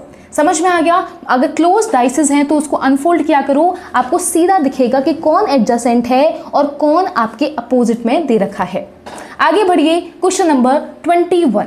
यहाँ पर अनफोल्ड मुझे दे रखा है, इसे मुझे फोल्ड करना है। तो सबसे इजी टर्म है कि जो अपोजिट है ना, उनको देखो वो आपके डाइस में नहीं होने चाहिए। जैसे कि देखिए आप डाइस में देखिए ए के अपोजिट क्या होगा, सी होगा, ठीक है। तो यहाँ पर बेटा सी ऑप्शन में मुझे ए का एडजेसेंट सी दे रखा है, तो ये आप क्रॉस कर दीजिए। इस तरह से आप डाइस को, आप ऑप्शंस को एलिमिनेट कीजिए, आपका आंसर आएगा। यहाँ देखो एल का अपोजिट एफ होने वाला है, तो एल और एफ कहीं पे सामने है, बिल्कुल है। यहाँ पर आपका एडजेसेंट है तो हटा दीजिए। और टी और जे आपका अपोजिट होगा, यानी टी और जे, यहाँ पे जे नहीं है, यहाँ पर जे नहीं है, यानी ये दोनों पॉसिबल होगा। तो देखो टी का क्या एडजेसेंट ए एफ बन सकते हैं, देखो ए भी बन सकता है, एफ भी बन सकता है, और टी का एडजेसेंट सी भी बन सकता है, यानी ये दोनों ऑप्शन मेरे पॉसिबल हैं। तो only A and B will be the answer. तरीका क्या था, अपोजिट वाले केसेस को हटाइए और बाकी सारे जो बचेंगे वो आपके आंसर हो जाएंगे। Question number 22. Two different positions of the same dice are shown. Select the number that will be on the face opposite to that of number 5. यानी 5 का अपोजिट आपको बताना है और 5 के एडजेसेंट बताने हैं, ठीक है। बैच वालों क्या याद है अपना डब्बा मेथड? मैंने आपको बताया था 5 सेकंड के अंदर क्वेश्चंस करने को बिल्कुल आंसर एक्यूरेट आएगा। देखो एक डब्बा आपको बनाना है, ठीक है, एक आपको रो बनानी है, इसमें 2 और आपको यहाँ पे 2 कॉलम बनाने हैं। यहाँ पर कॉमन जो नंबर होगा उसको पकड़ो। 3 आपका कॉमन नंबर है, सबसे पहले लिख दीजिए 3। क्लॉकवाइज आपको चलना है और नंबर्स लिखने हैं। देखो पहले डाइस में क्लॉकवाइज चला तो सबसे पहले क्या मिलेगा, 6 मिलेगा, फिर 4 मिलेगा, तो पहले 6 लिखो और फिर 4 लिखो। यहाँ क्लॉकवाइज चलो तो पहले 1 मिलेगा और फिर 5 मिलेगा, तो यहाँ 1 लिखिए और यहाँ 5 लिखिए। इसका मतलब ये अपोजिट हो गए, 6 का अपोजिट 1 होगा, 4 का अपोजिट 5 होगा, और जो बचेगा वो 3 का अपोजिट हो जाएगा। बोला क्या है, 5 का अपोजिट बताओ, तो बेटा 5 का अपोजिट 4 होने वाला है। एडजेसेंट में कौन कौन होगा, एडजेसेंट में बाकी बचे हुए हो जाएंगे। क्यों? क्योंकि 4 एडजेसेंट में तो आएगा ही नहीं, तो option number C will be your answer. Clear हो गया होगा कि ये डब्बा मेथड कैसे करना है। सबसे अच्छा डाइस में एक तो अनफोल्ड करना आना चाहिए और एक ये डब्बा मेथड आना चाहिए, पूरे क्वेश्चन सॉल्व होंगे, आई कैन गारंटी दिस, ठीक है। नेक्स्ट देखिए नया टॉपिक आपका Venn diagram, very very important. जरा वेन डायग्राम को अच्छे से देखते हैं। क्वेश्चन नंबर 23 देखिए, बोला क्या है, आपको पॉइंट्स इतना पूरा पढ़ने की जरूरत नहीं है, आपको पता है, आपको ऑप्शंस देख के कि ऐसा डायग्राम का है, तो इसका मतलब मुझे ये देखना है बस नीचे किसके रिलेशंस को आपको बनाना है। आपको इंजीनियर, मेल और एजुकेटेड पर्संस को बनाना है।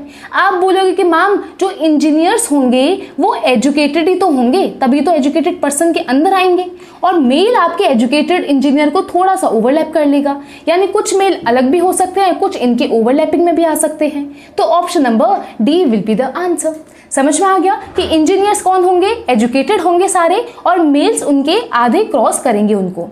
नेक्स्ट देखिए क्वेश्चन नंबर 24। ये आपको डायग्राम दे रखा है, ऑप्शंस में बताना है कि कौन सा बेस्ट इलस्ट्रेट करता है इस डायग्राम को। तो जरा देखो, सबसे पहली चीज आपको दे रखी है यहाँ पर फादर ब्रदर मेल्स। तो आप क्या यहाँ पर देखोगे कि अगर फादर ब्रदर मेल्स हैं तो देखो मेल्स जो होंगे ना उसके अंदर ही फादर और ब्रदर आएंगे। तो बेटा जरूरी थोड़ी ना है कि सारे फादर ब्रदर हो या ब्रदर सारे फादर हो, ये ऐसे भी तो हो सकता है। तो इसका मतलब ए तो नहीं होगा। जरा आप बी को देखिए, तो बी आपका क्या बोल रहा है यहाँ पर कि यहाँ पर ग्रैंडफादर, फादर और मेल्स, यानी सारे मेल्स के अंदर ही आपका कौन आएगा, ग्रैंडफादर आएंगे, फादर आएंगे, और फादर के अंदर ही ग्रैंडफादर आएंगे। समझ में आ रहा है, यानी कि फादर जो होगा उनमें से कुछ ग्रैंडफादर भी होंगे पर, और सारे आपके मेल्स के अंदर होंगे। इसका मतलब बी मेरा सही हो जाएगा। एक तरह से जनरेशन एक के अंदर एक आती जाती है, तो वैसे याद कर सकते हो वरना, और मेल्स के अंदर तो बाकी ये दोनों आएंगे ही आएंगे। क्लियर हो गया। आगे बढ़ते हैं next question number 25। Statement conclusion के तौर पर मैं वेन डायग्राम समझाने वाली हूं, ध्यान से समझिएगा। देखो यहां पर एक बात मैं बोलूंगी, जहां तक बेटा अगर पॉसिबल केस है तो टिक कर दो। बैच वालों मेरे वर्ड्स पकड़ने वाले होंगे आप लोग, पॉसिबिलिटी जहां भी बढ़ाती हूं मैं बोलती हूँ कि टिक कर दो क्योंकि आंसर होगा। अगर कंफर्म केस नहीं है तो उसको सोच समझ के टिक करिएगा, ठीक है। स्टेटमेंट पढ़ो, नो लेटर इज कीबोर्ड, यानी कि कोई भी लेटर आपका कीबोर्ड नहीं होगा। पहली चीज मैंने क्रॉस कर दिया। सम कीबोर्ड आर डोर्स, यानी कुछ कीबोर्ड मेरे डोर हैं। सम डोर्स आर डेस्कटॉप, यानी मेरे कुछ डोर मेरे डेस्कटॉप हैं मेरे, ठीक है। ऑल डेस्कटॉप आर माउस, यानी कि सारे डेस्कटॉप मेरे क्या हैं, माउस है मेरी। कंक्लूजन पढ़िए, ये मेरा एक केस है, ये मत सोचना कि यही बनेगा, और भी तरीके से बन सकते हैं। ये हो सकता है इस माउस को मैं पूरा यहाँ से यहाँ तक लेकर आ जाऊं, या इस डेस्कटॉप में पूरा मैं कीबोर्ड तक लेकर आ जाऊं, कुछ भी बन सकता है, ठीक है। कंक्लूजन देखिए, all letters can never be mouse, क्या सारे लेटर्स कभी भी माउस नहीं बनेंगे क्या? अरे क्यों नहीं बनेंगे यार, माउस का लेटर का थोड़ी ना डिस्कनेक्शन चल रहा है, लेटर का कीबोर्ड से डिस्कनेक्शन है, तो बन सकते हैं। आप ऐसे कैसे बोल सकते हो कैन नेवर बी, यानी कि स्ट्रिक्ट जो भी चीज होगी वो क्रॉस होगी। स्ट्रिक्टली आप आंसर नहीं करोगे, पॉसिबल केसेस सोच के चलना कि यार मैम पॉसिबल है, ये बिल्कुल मना होगा, ऐसा नहीं होगा, ठीक है। सेकंड देखिए, सम कीबोर्ड्स आर नॉट डेस्कटॉप, कुछ कीबोर्ड्स डेस्कटॉप नहीं होंगे। अरे यार नहीं का तो रिलेशन दे ही नहीं रखा, यहाँ तो नहीं का रिलेशन इन दोनों के अंदर है, इन दोनों में थोड़ी ना दे रखा है, होगा नहीं होगा हमें नहीं पता, मतलब कंफर्म नहीं है। इसका मतलब ये भी हटा दीजिए, तो नाइदर 1 और 2 फॉलोज द स्टेटमेंट आपका आंसर हो जाएगा। समझ में आया, यानी कि मैंने क्या बोला कि जब तक पॉसिबल केस है, यानी कि अलग कोई केस बन सकता है, या फिर क्वेश्चन ने स्टेटमेंट ने डायरेक्टली आपको नहीं बताया, या बिल्कुल एग्जैक्ट वर्ड्स नहीं दिए, आपको अपना एक्शन नहीं लेना है, उसको कंसिडर करना है कि और केसेस में वो पॉसिबल होगा, ठीक है। नेक्स्ट देखिए क्वेश्चन नंबर 26। स्टेटमेंट बनाइए, सम फ्रेम्स आर सर्कुलर, कुछ फ्रेम्स आपके क्या दे रखे हैं, इसने आपके सर्कुलर दे रखे हैं, ये सर्कुलर हो गए। सम रेक्टेंगल्स आर फ्रेम, कुछ रेक्टेंगल्स आपके फ्रेम है आपके। ओनली फ्रेम्स आर कीज, यानी कि सिर्फ कीज क्या है, फ्रेम्स के अंदर आती है, बाकी ये कीज किसी को भी टच नहीं करेगी, ना रेक्टेंगल को और ना ही सर्कल को, ठीक है। अब जरा कंक्लूजन पढ़िए, और circular frames are possibility. Batch वालों ने बोला होगा कि मैम हमारे अकॉर्डिंग 1 आप टिक कर दीजिए, क्योंकि आपने हमें बैच में समझाया था पॉसिबिलिटी जहां भी वर्ड आता है वो सही है वेन के अंदर। क्यों है बताती हूं, देखो all circular frames are possibility, सारे सर्कुलर फ्रेम्स के अंदर आ सकते हैं ना बेटा, उसने कुछ की बात करी है ना, तो सारे भी तो आ सकते हैं, केस तो बन ही सकता है, कुछ तो अभी मैंने बना दिया और सारे का पॉसिबल केस बनेगा, तो पॉसिबल तो है, ठीक है, चाहे दूसरे केस में पॉसिबल हो। सम रेक्टेंगल्स आर कीज, क्या कुछ रेक्टेंगल्स कीज होंगी क्या? उसने साफ मना कर दिया कि कीज सिर्फ फ्रेम्स को बिलोंग करती हैं, बाकी किसी को बिलोंग नहीं करेगी, तो कीज अब किसी के साथ रिलेट नहीं होगी। इसका मतलब मेरा यहाँ पर आंसर क्या हो जाएगा, गलत हो जाएगा, क्योंकि ये आपका नहीं है पॉसिबल, कोई भी कीज रेक्टेंगल से आपका रिलेट नहीं करने वाली, तो only option 1 will be your answer, only 1 follows your answer. समझ में आ गया वेन डायग्राम में क्या समझाया, जब तक क्वेश्चन ने मुझे स्ट्रिक्टली नहीं बोल दिया कि ये चीज़ होनी ही है, तब तक उसको टिक नहीं करोगे। अगर उसने बोल दिया क्या ये हो सकती है, तो आप बोलोगे हो सकती है, क्योंकि केसेस बहुत सारे बन सकते हैं। और क्या क्या इंग्लिश वर्ड होता है, पॉसिबिलिटी। समझ में आ गया? So now the next topic is mathematical operation. देखिए यहाँ पर आपका सिंपल सा एक कंसेप्ट लगता है कि आपको बोर्ड मास के अकॉर्डिंग पूरी ऑपरेशन को सॉल्व करना पड़ेगा। पूरी आपकी न्यूमेरिकल एबिलिटी यहाँ पर आती है, बाकी कुछ भी नहीं है, ठीक है। वो आपका प्लस माइनस मल्टीप्लाई डिवाइड को चेंज करेगा and you have to solve the statement, और उस अकॉर्डिंग आपको आंसर्स बताने होंगे। ज़रा क्वेश्चन से देखिए कि कैसे क्वेश्चन बनते हैं। क्वेश्चन नंबर 27 देखिए, which two signs and numbers need to be interchange to make the following equation correct. यानी इसमें से बताइए कौन से साइन को चेंज करें और किस नंबर को चेंज करें। तो देखो सबसे इजी वे में थोड़ा सा आपको ट्रिक्स बताती हूँ। जो डिवाइड होता है ना, सबसे पहले उसको पकड़ा कीजिए। तो यहाँ पर आप ये डिवाइड देख पा रहे हैं, तो आप देख पा रहे हैं कि 5 का 15 से कंप्लीट डिवाइड होता है, ठीक है। तो इन नंबरों में जो भी एक दूसरे को कंप्लीटली डिवाइड करता है ना, वो साइन चेंज होगा। जैसे देखो 325 और अगर 8 के बीच में इस प्लस को मैं चेंज करूं अगर डिवाइड में, तो पॉसिबल नहीं है, क्योंकि ये डिवाइड नहीं होता। 8 का 3 से पूरा डिवाइड नहीं होता। ऐसे 5 का 325 से इस तरह से उल्टा डिवाइड हो रहा है, तो आपका फ्रैक्शन में आएगा, तो हमें वैसा नहीं चाहिए। तो ये आप देख पा रहे हो कि ये पूरा डिवाइड होगा, इसका मतलब डिवाइड वाला केस आपका ये चेंज नहीं होगा। तो ये वाला ऑप्शन एलिमिनेट पहले कर दीजिए, ठीक है। इतना समझ में आया? तो इसको जरा सॉल्व करो। अब आपको इनको चेक करना पड़ेगा, इन तीनों ऑप्शन में से आप क्या चीज़ करने वाले हैं। तो सबसे छोटे वाले को उठा लीजिए, आपने सी ऑप्शन उठाइए, क्योंकि 5 और 3 को चेंज किए और माइनस और प्लस को चेंज करिए। तो देखो 15 एज इट इज आ जाएगा। डिवाइड कीजिए किससे, 5 को चेंज करना है 3 से। ये 15 का 5 चेंज मत करना, ये सिर्फ एक डिजिट को चेंज करने का मतलब होता है, ठीक है।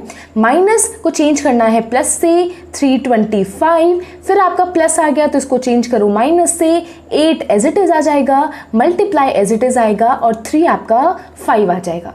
इसको सॉल्व करो, सबसे पहले डिवाइड करोगे तो 5 आएगा, प्लस 325, फिर मल्टीप्लाई करोगे तो 40 आ जाएगा। इसको सॉल्व करोगे तो आपके पास आंसर 290 ही आएगा। दैट मीन्स ये वाला इक्वेशन आपका सही हो गया। तो option number C will be your answer. Easy था, मतलब थोड़ा सा मैंने तरीका बताया कि ज़्यादा टाइम वेस्ट आप ना करो और आपको ईजिली निकल आए। नेक्स्ट देखिए क्वेश्चन नंबर 27। आपको यहाँ बोला है कि रिलेशनशिप बतानी है ए और बी में। तो ए तो आपका ये है, देखो यहाँ तक, ठीक है, और बी आपका यहाँ से यहाँ तक है। डन। बोला क्या है कि मल्टीप्लाई मतलब डिवाइड होता है, डिवाइड मतलब एडिशन होता है, एडिशन मतलब माइनस होता है, एंड माइनस मीन्स मल्टीप्लाई, यानी चेंज करने हैं आपको। तो जरा ए को निकालो। सबसे पहले ए की वैल्यू कितनी है, ए ओरिजिनली कितना दे रखा है, मैं इसे रिराइट कर रही हूँ। जरा देखिए ये इस तरह से लिखा हुआ है, ठीक है। तो साइन को चेंज करो। मल्टीप्लाई का मतलब क्या है, डिवाइड, तो यहाँ डिवाइड बाय 5 आएगा।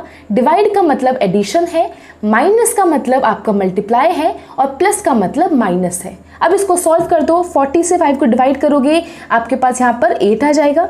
8 यहाँ से प्लस ऑफ 12 इंटू 2 आपका 24, माइनस ऑफ 22, ठीक है। ऐड कर दीजिए 32 माइनस 22, यानी ए की वैल्यू 10 आपके पास आ चुकी है, पहली चीज, ठीक है। अब जरा बी निकालिए। तो बी क्या दे रखा है, 60 cross 10 divided by 2 minus 3 plus 4। जरा ये जो साइन चेंज है ना, इनको पहले साइन चेंज करो।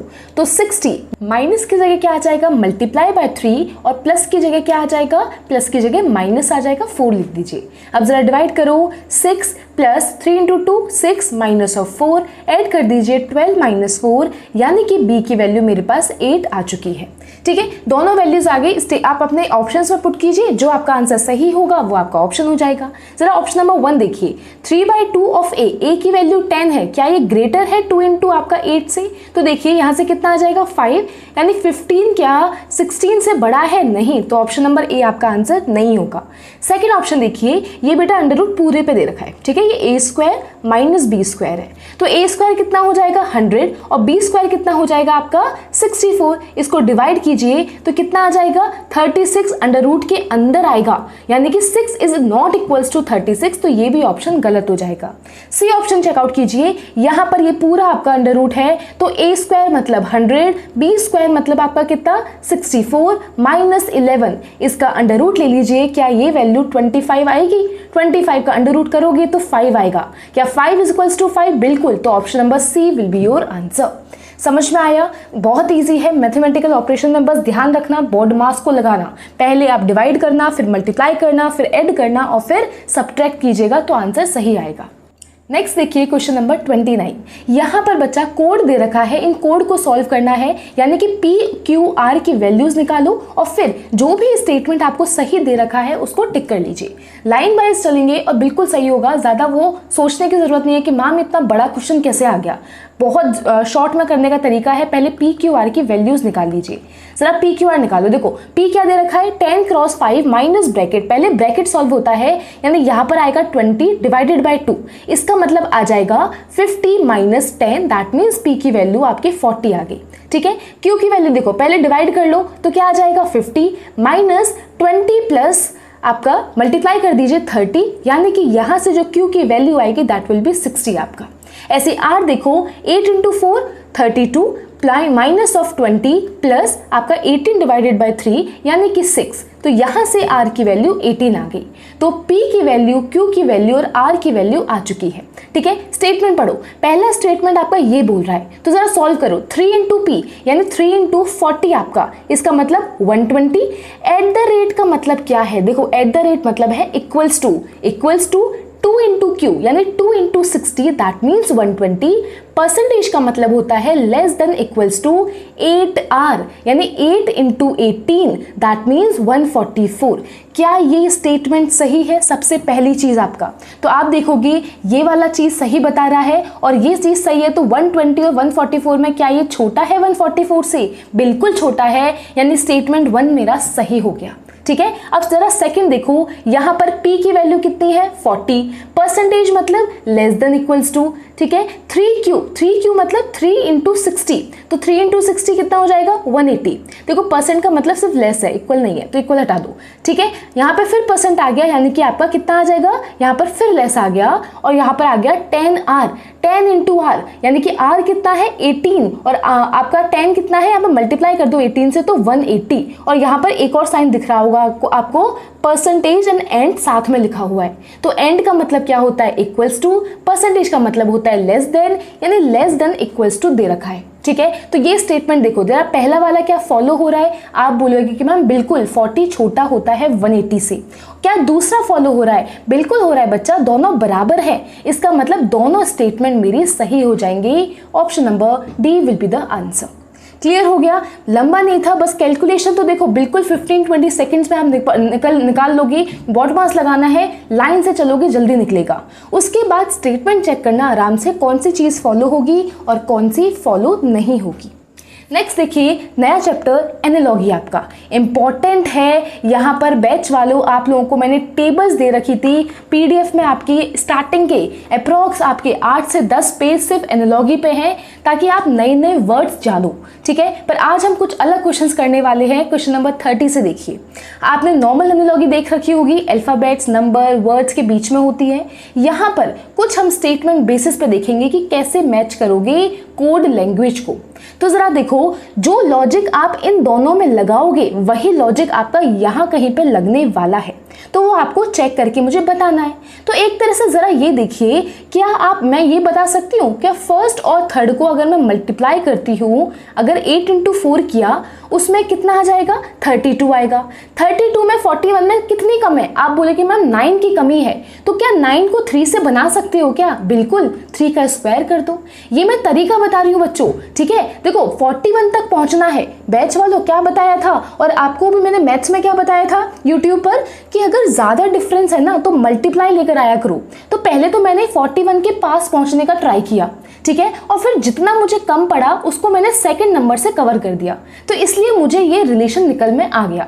इसका मतलब ये हो गया, क्या ये यहाँ पर फॉलो करता है क्या? 9 इंटू 1 प्लस 4 का स्क्वायर क्या 25 होगा? बिल्कुल हो जाएगा। यानी मेरा यही है रिलेशन जो मुझे ऑप्शन में डालना है और मेरा आंसर निकालना है। That's it. अब जरा ऑप्शन में देखिए कौन सा ऑप्शन फॉलो करने वाला है। देखो यहाँ पर ये 2 नहीं है, हटा दीजिए, यहाँ से है आपका पूरा, इसको सॉल्व करोगे जैसे ये है 6 × 4 करो, इसमें क्या 2 का स्क्वायर ऐड करोगे, क्या आएगा, क्या नहीं बेटा यही 22 से ज़्यादा हो गया, कैसे आएगा, गलत हो गया। इसको देखिए 3 × 4 करो, कितना होता है 12, 12 में क्या 2 का स्क्वायर फॉलो होगा और 16 बनेगा, अरे बिल्कुल बनेगा, क्योंकि 4 को ऐड करोगे तो 16 ही आता है, यानी option number D will be the answer. समझ में आया? मैंने लॉजिक आपको समझाया। ये पता है कौन सा वाला मेथड है, जो आप मिसिंग नंबर निकालते हो, जो आप सीरीज निकालते हो, जो आप पजल्स में बनाते हो ना, वही एनालॉजी है। बस उसने स्टेटमेंट के बेसिस पर दे रखा है कि इनमें से आपको ढूंढना है, इनके लॉजिक निकालो और फिर ऑप्शन के अंदर पुट करके अपना रिक्वायर्ड आंसर्स बताइए।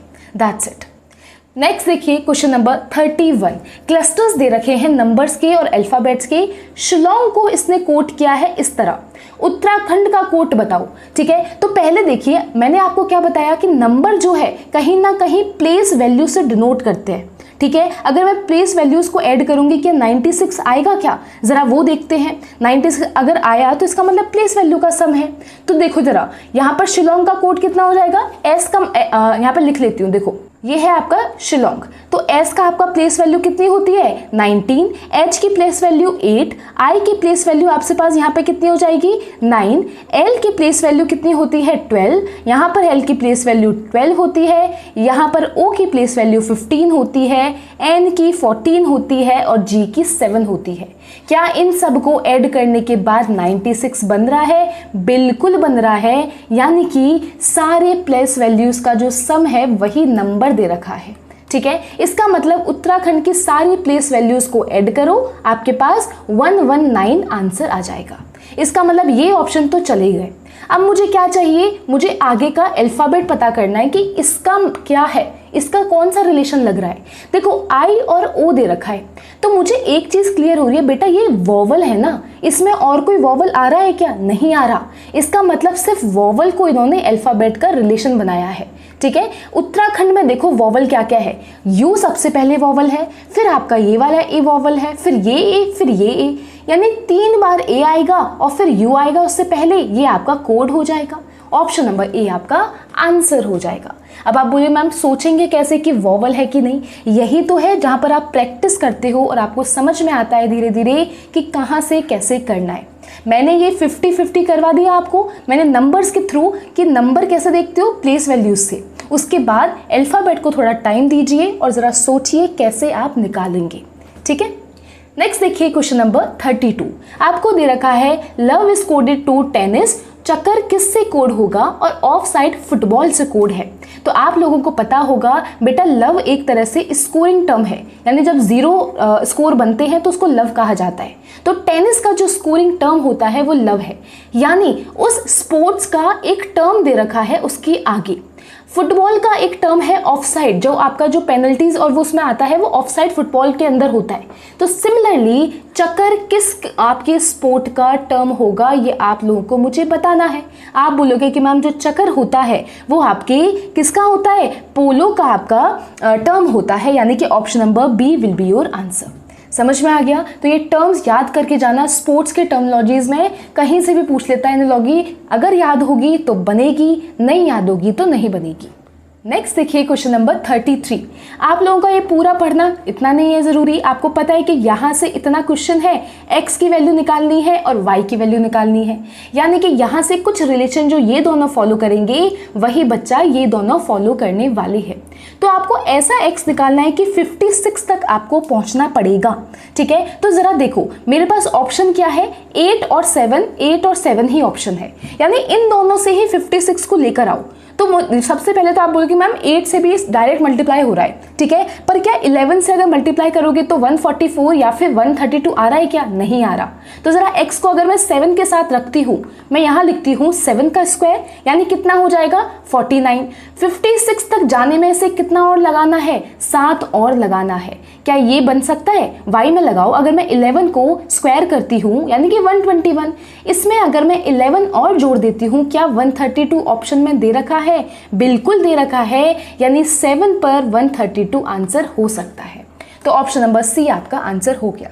तरीका बता रही हूँ, स्मार्ट वर्क करना बता रही हूँ कि इतना नहीं सोचना कि कहाँ कितना ऐड होगा, उतना स्क्वायर करो, ऑप्शन पकड़ो। आप 1 से लेकर 10 तक क्यों सोचोगे जब ऑप्शन में सिर्फ 7 और 8 दे रखा है।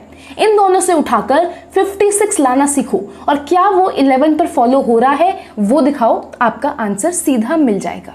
ठीक है, नेक्स्ट देखिए क्वेश्चन नंबर 34। सेम चीज दे रखी है, यहां पर भी आपको फॉलो करवाना है। देखो इसमें सबसे अच्छा तरीका बता रही हूँ। सबसे पहले पता है ये लिख लिया करो अपनी शीट पर, ABCDEFGHIJKLMNOPQRSTUVWXYZ और नंबर लिख लेना ऊपर से 1 2 3 4 करके 26 तक।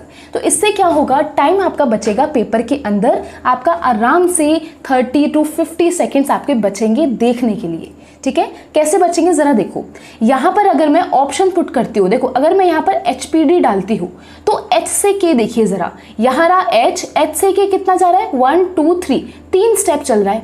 P से N कितना स्टेप चल रहा है, P से N पीछे जा रहा है 2 स्टेप यानी -2।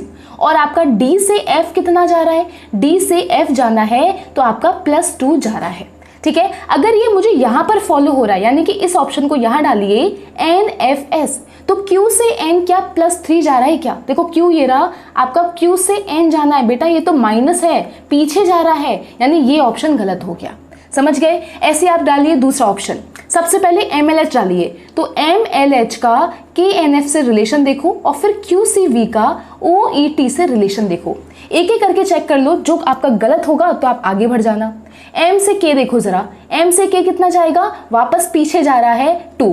फिर L से N कितना जाएगा, आपका आगे जा रहा है +2। और H से F कितना हो जाएगा, पीछे जा रहा है -2। जरा यहाँ देखिए, क्या बेटा Q से O -2 है, बिल्कुल है। C से E क्या +2 दे रखा है, बिल्कुल दे रखा है। और V से T क्या -2 होता है, बिल्कुल होता है। यानी option number B will be your answer.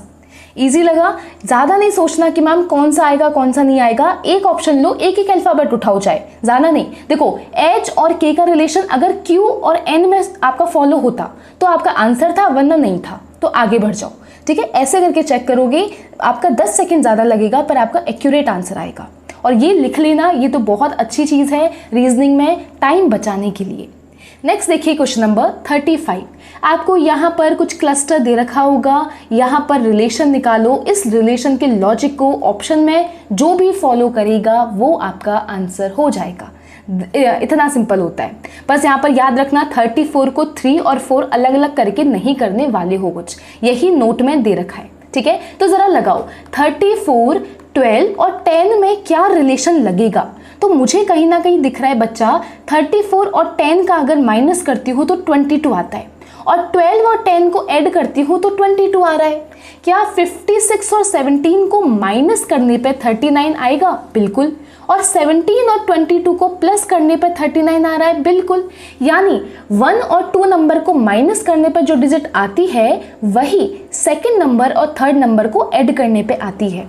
Option में चेक कीजिए जरा। सबसे पहले देखो 46 और आपका 29, इन दोनों को अगर आप ऐड माइनस करोगे और इन दोनों को ऐड करोगे, क्या आपका सही आ रहा है, नहीं आ रहा। यहाँ देखो इन दोनों को माइनस कीजिए, कितना आ जाएगा, 46 और 19 माइनस करोगे आपके पास 27 आएगा, और 19 और 8 को ऐड करोगे तो 27 आएगा। यानी कि option number B will be your answer. Easy लगा। ये कुछ मैंने बहुत ही अलग तरीके के क्वेश्चन रखे हैं ताकि आपको समझ में आए कि लॉजिक कहाँ कहाँ से बन सकता है।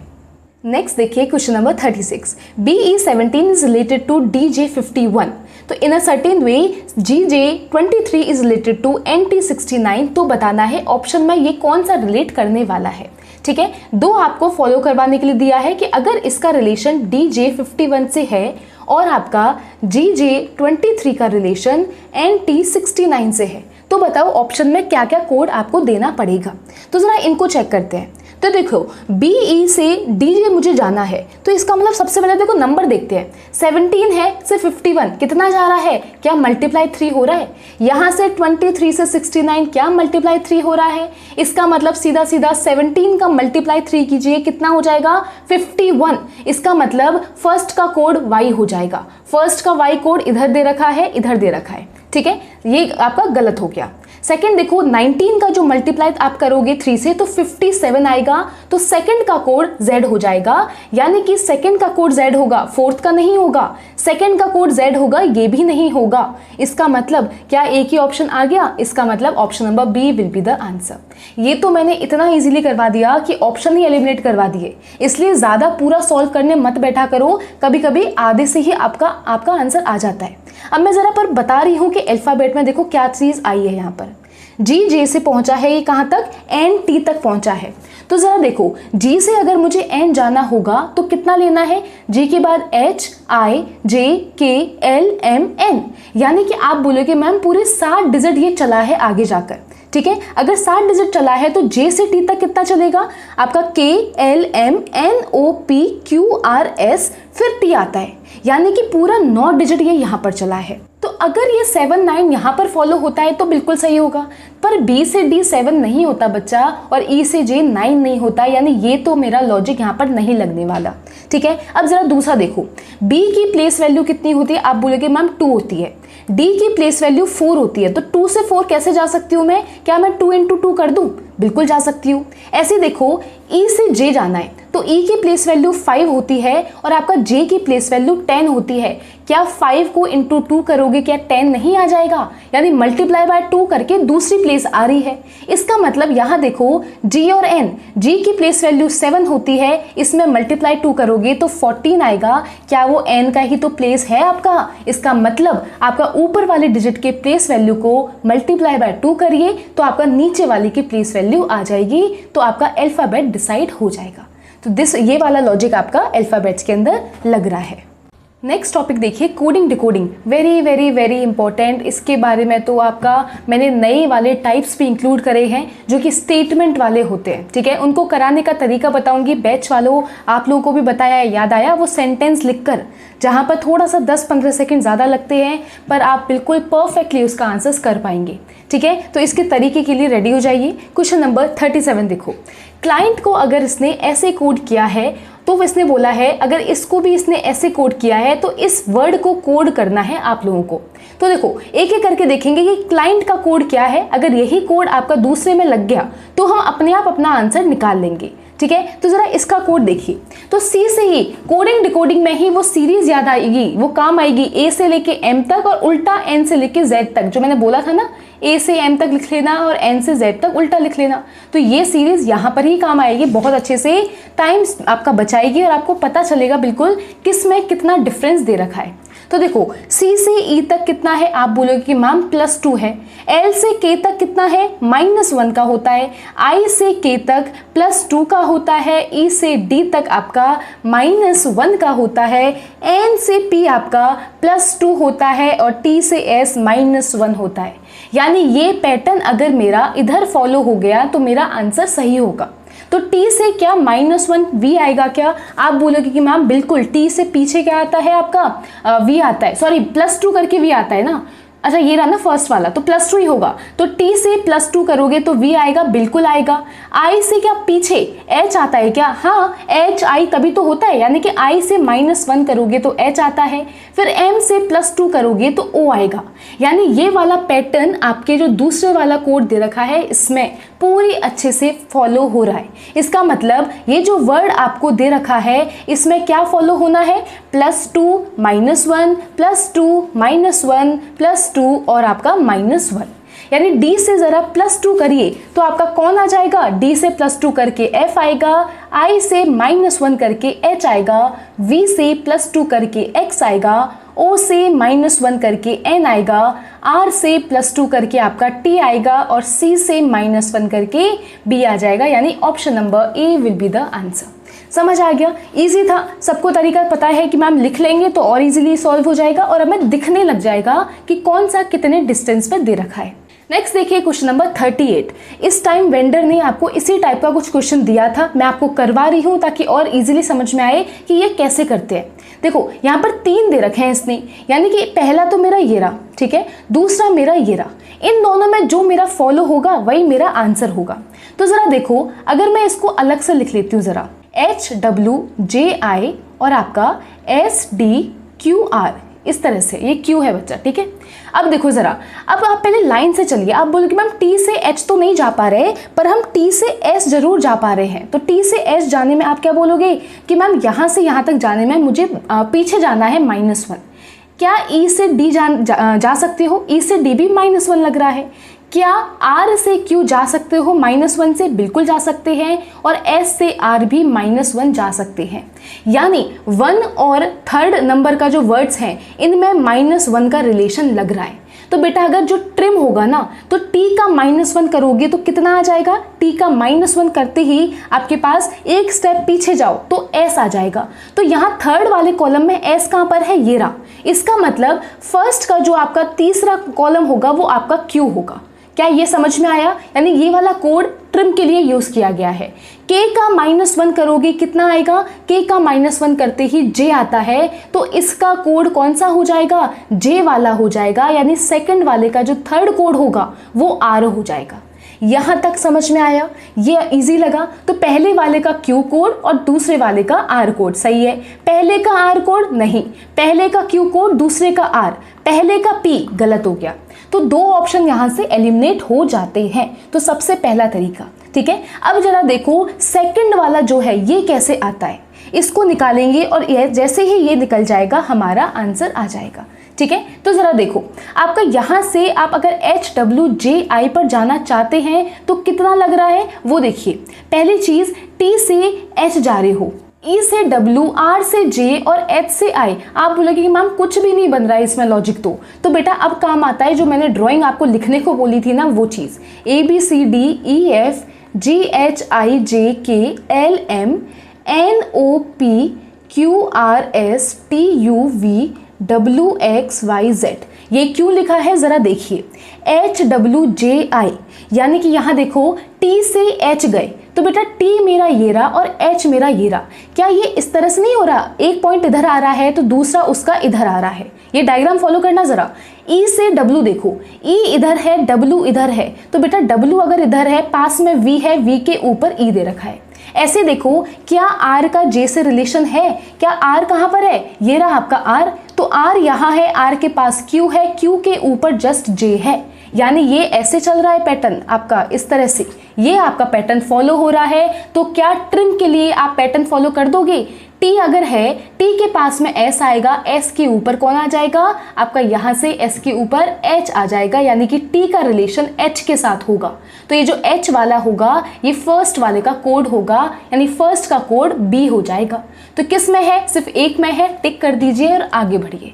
समझ में आ गया? इजी लगा? अभी समझ में आया कि कैसे करते हैं? ये लिखना ज़रूरी है, दिखेगा। और जैसे ही आपका एलिमिनेट हो जाता है ना आधे आधे ऑप्शंस, तो और इजी हो जाता है। आगे देखिए क्वेश्चन नंबर 39। यहाँ पर लिटिल को कोड किया है 24 से, पेरिस को कोड किया है 36 से, बॉक्स को कोड किया है 14 से, पिन को कोड किया है 21 से। तो बताना है मैन का और बेसिक्स का कोड क्या होगा। तो आप सबसे पहले बोलोगे कि मैम इनका कहीं ये जो प्लेस वैल्यूज का सम तो नहीं है, पर नहीं होगा बेटा। लिटिल में 2 T आ रहे हैं, यानी 20 2 बार ऐड होगा, तो 24 से बहुत ऊपर है। इसका मतलब प्लेस वैल्यू का सम तो नहीं है, कुछ और है। पर हम लिख लेते हैं एक बार। देखो लिटिल के प्लेसेस क्या है वो लिखो। L का प्लेस होता है 12, I का होता है 9, T का 20, T का 20, L का होता है 12 और E का होता है 5। जरा देखिए, अगर मैं इन दोनों को ऐड करती हूँ तो ये 3 आ जाएगा। इधर से सिंगल डिजिट है, सिंगल डिजिट 2 ले लो, 2 + 0 2, 2 + 0 2, 2 + 1 3 और 5 का 5। इन सबको ऐड करके क्या 24 आएगा? आप बोलोगे कि मैम यस आएगा। यानी सबके प्लेस वैल्यूज को पहले तो सिंगल डिजिट में कन्वर्ट कर लो और उसके बाद उनको ऐड कर दीजिए, ठीक है। अब जरा मैं इसमें एक और बताती हूँ। जैसे कि आपका क्या आ जाएगा, कोई भी ले लीजिए दूसरा, जैसे मैं पेरिस ही ले रही हूँ, ठीक है। पेरिस लिया तो P का कितना होता है 16, A का 1, R का 18, I का 9 और S का आपका 10 होता है, ठीक है। सॉरी, S का 19 होता है। डन। तो यहाँ पर देखो 16 का क्या हो जाएगा 7, 1 एज इट इज आएगा। 18 का 1 + 8 9, 9 एज इट इज। इसको बेटा 9 + 1 10 और 10 को 1 मत लिख लेना, इसको 10 ही लिखोगे। अब इनको ऐड कीजिए, क्या ये आपका 36 बना रहा है? बिल्कुल बना रहा है, यानी मेरा सही गया।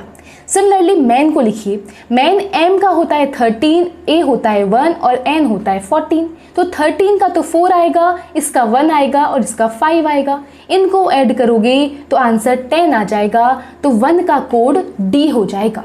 तो मेरे 2 ऑप्शन तो चले गए।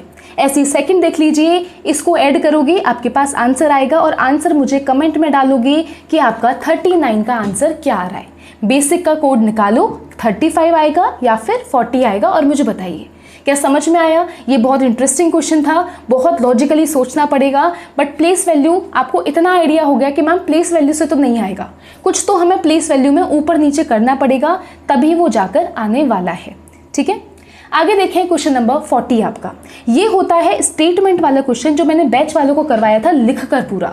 इसको कैसे करते हैं वो तरीका मैं बता रही हूँ। टाइम थोड़ा सा बेटा ज़्यादा लगेगा, मतलब 15 सेकेंड और मान लीजिए, बट ये बिल्कुल एक्यूरेट आपका है। देखो यहाँ से जो स्टेटमेंट दे रखा है ना, लिखते जाओ। मिल्क इज़ वेरी टेस्टी, तो मिल्क इज़ वेरी टेस्टी, इसका कोड लिखिए थोड़ा सा आगे, TALAJA और SA। ठीक है, आगे देखो टी इज़ ब्लैक, यानी टी देखो रिपीट हो रहा है, तो सेकंड रो में टी को एज इट इज लिख दो। इज भी रिपीट हो रहा है और ब्लैक अलग से नया आया है तो आगे लिख दीजिए। यहाँ पर जो कोड रिपीट होगा उसको देखो, HA अलग कोड है, JA सेम कोड है और आपका KA क्या सेम कोड है? नहीं, KA पहले आ चुका है, देखो JA आ चुका है आपका। अच्छा यहाँ पर टी दे रखा है, मुझे ये टेस्टी के साथ लगा, ठीक है, इसको TS लिख दो तो आपका टी अलग से, ये आपका कॉमन नहीं है, यहाँ पर TE लिखो। ठीक है, तभी यहाँ पर तभी मैं कंफ्यूज हो रही कि 2 चीज़ आपकी नहीं है, तो HA लिख दिया, JA कॉमन था और KA एक अलग से आ गया। ऐसे यहाँ पर लिखिए sweet milk and T. Sweet क्या अलग वर्ड है? बिल्कुल। मिल्क क्या अलग वर्ड है? नहीं, मिल्क ये रहा मिल्क। एंड आपका क्या अलग वर्ड है? हाँ, एंड अलग वर्ड है। और टी क्या अलग वर्ड है? नहीं, टी यहाँ पर है तो आप कॉमन कर दीजिए।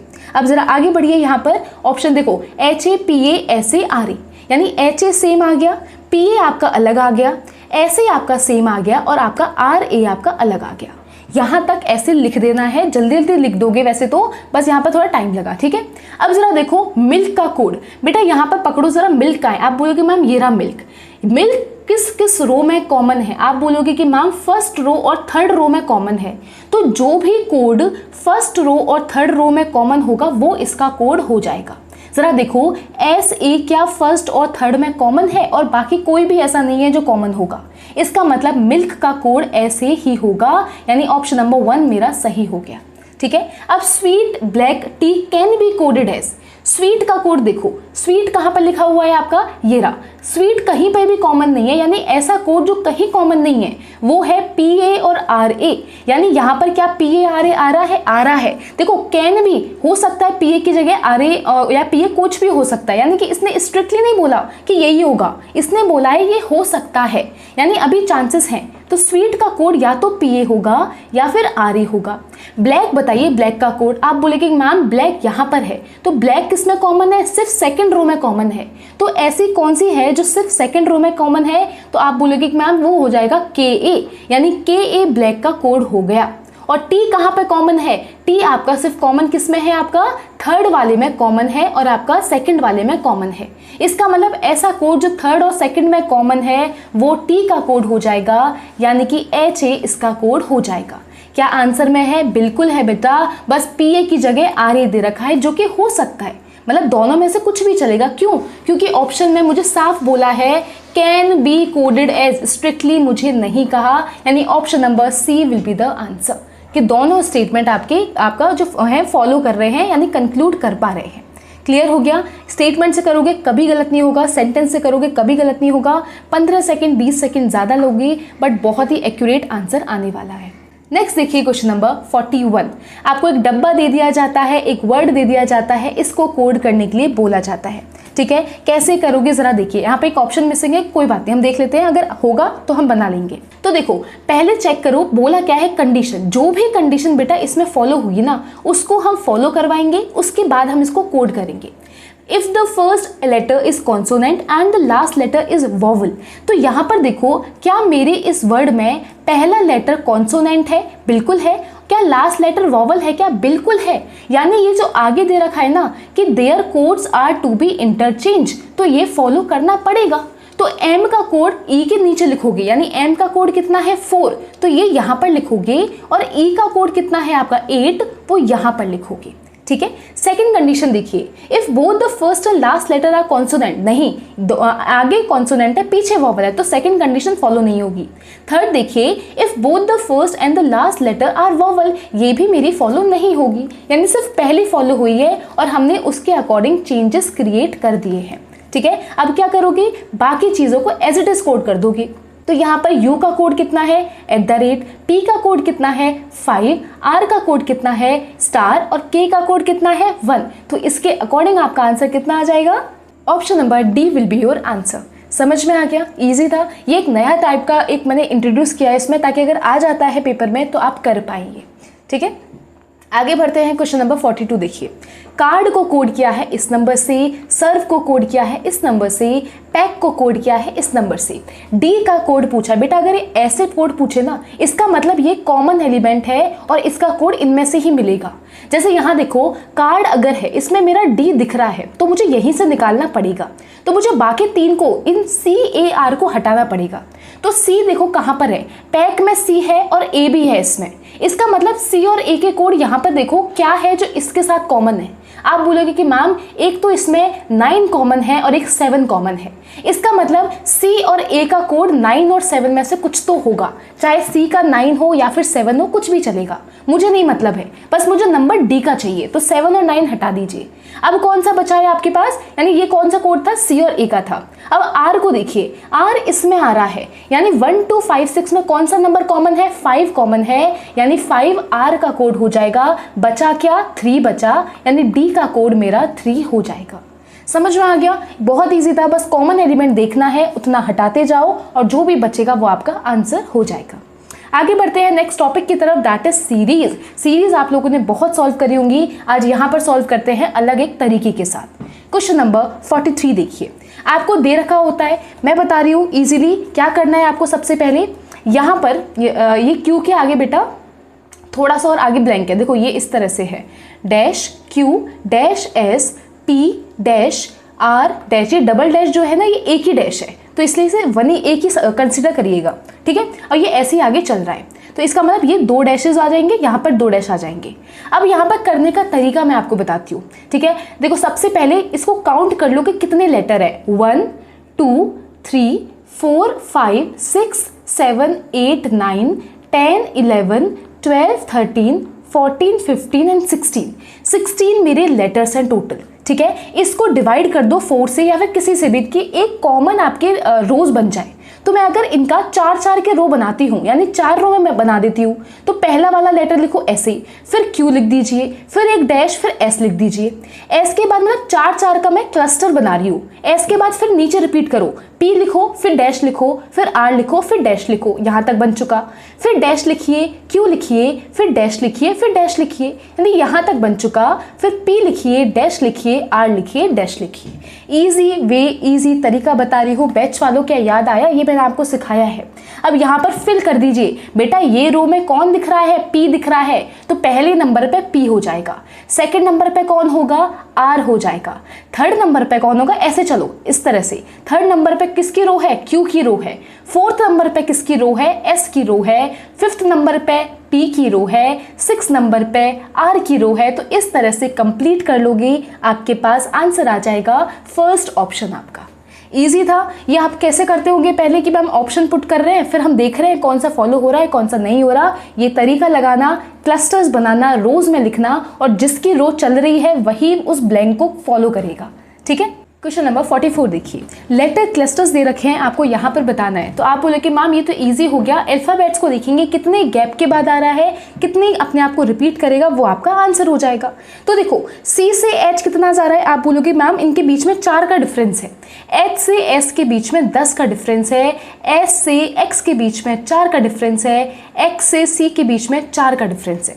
तो यानी कि आप बोलोगे मैम 4 10 4 4 10 4 4 ऐसे करके चल रहा होगा, या फिर 4 10 4 4 4 4 10 ऐसे करके चल रहा होगा, यानी C से या तो 4 का डिफरेंस आएगा या फिर 10 का डिफरेंस आएगा।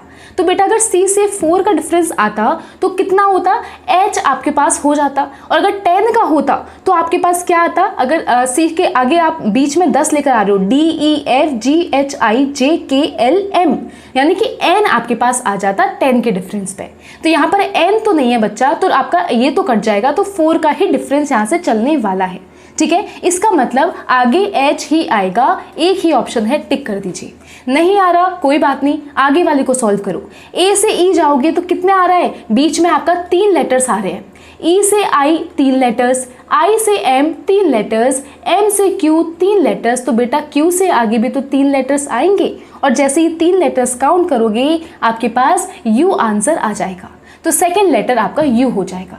इस तरह से सिर्फ लेटर को आप चेंज करो, लेटर को आप डिफाइन करो कि कितने डिस्टेंसेस पर है, ऑप्शन कौन सा मैच होगा, वही आपका यहाँ पर आंसर आने वाला है।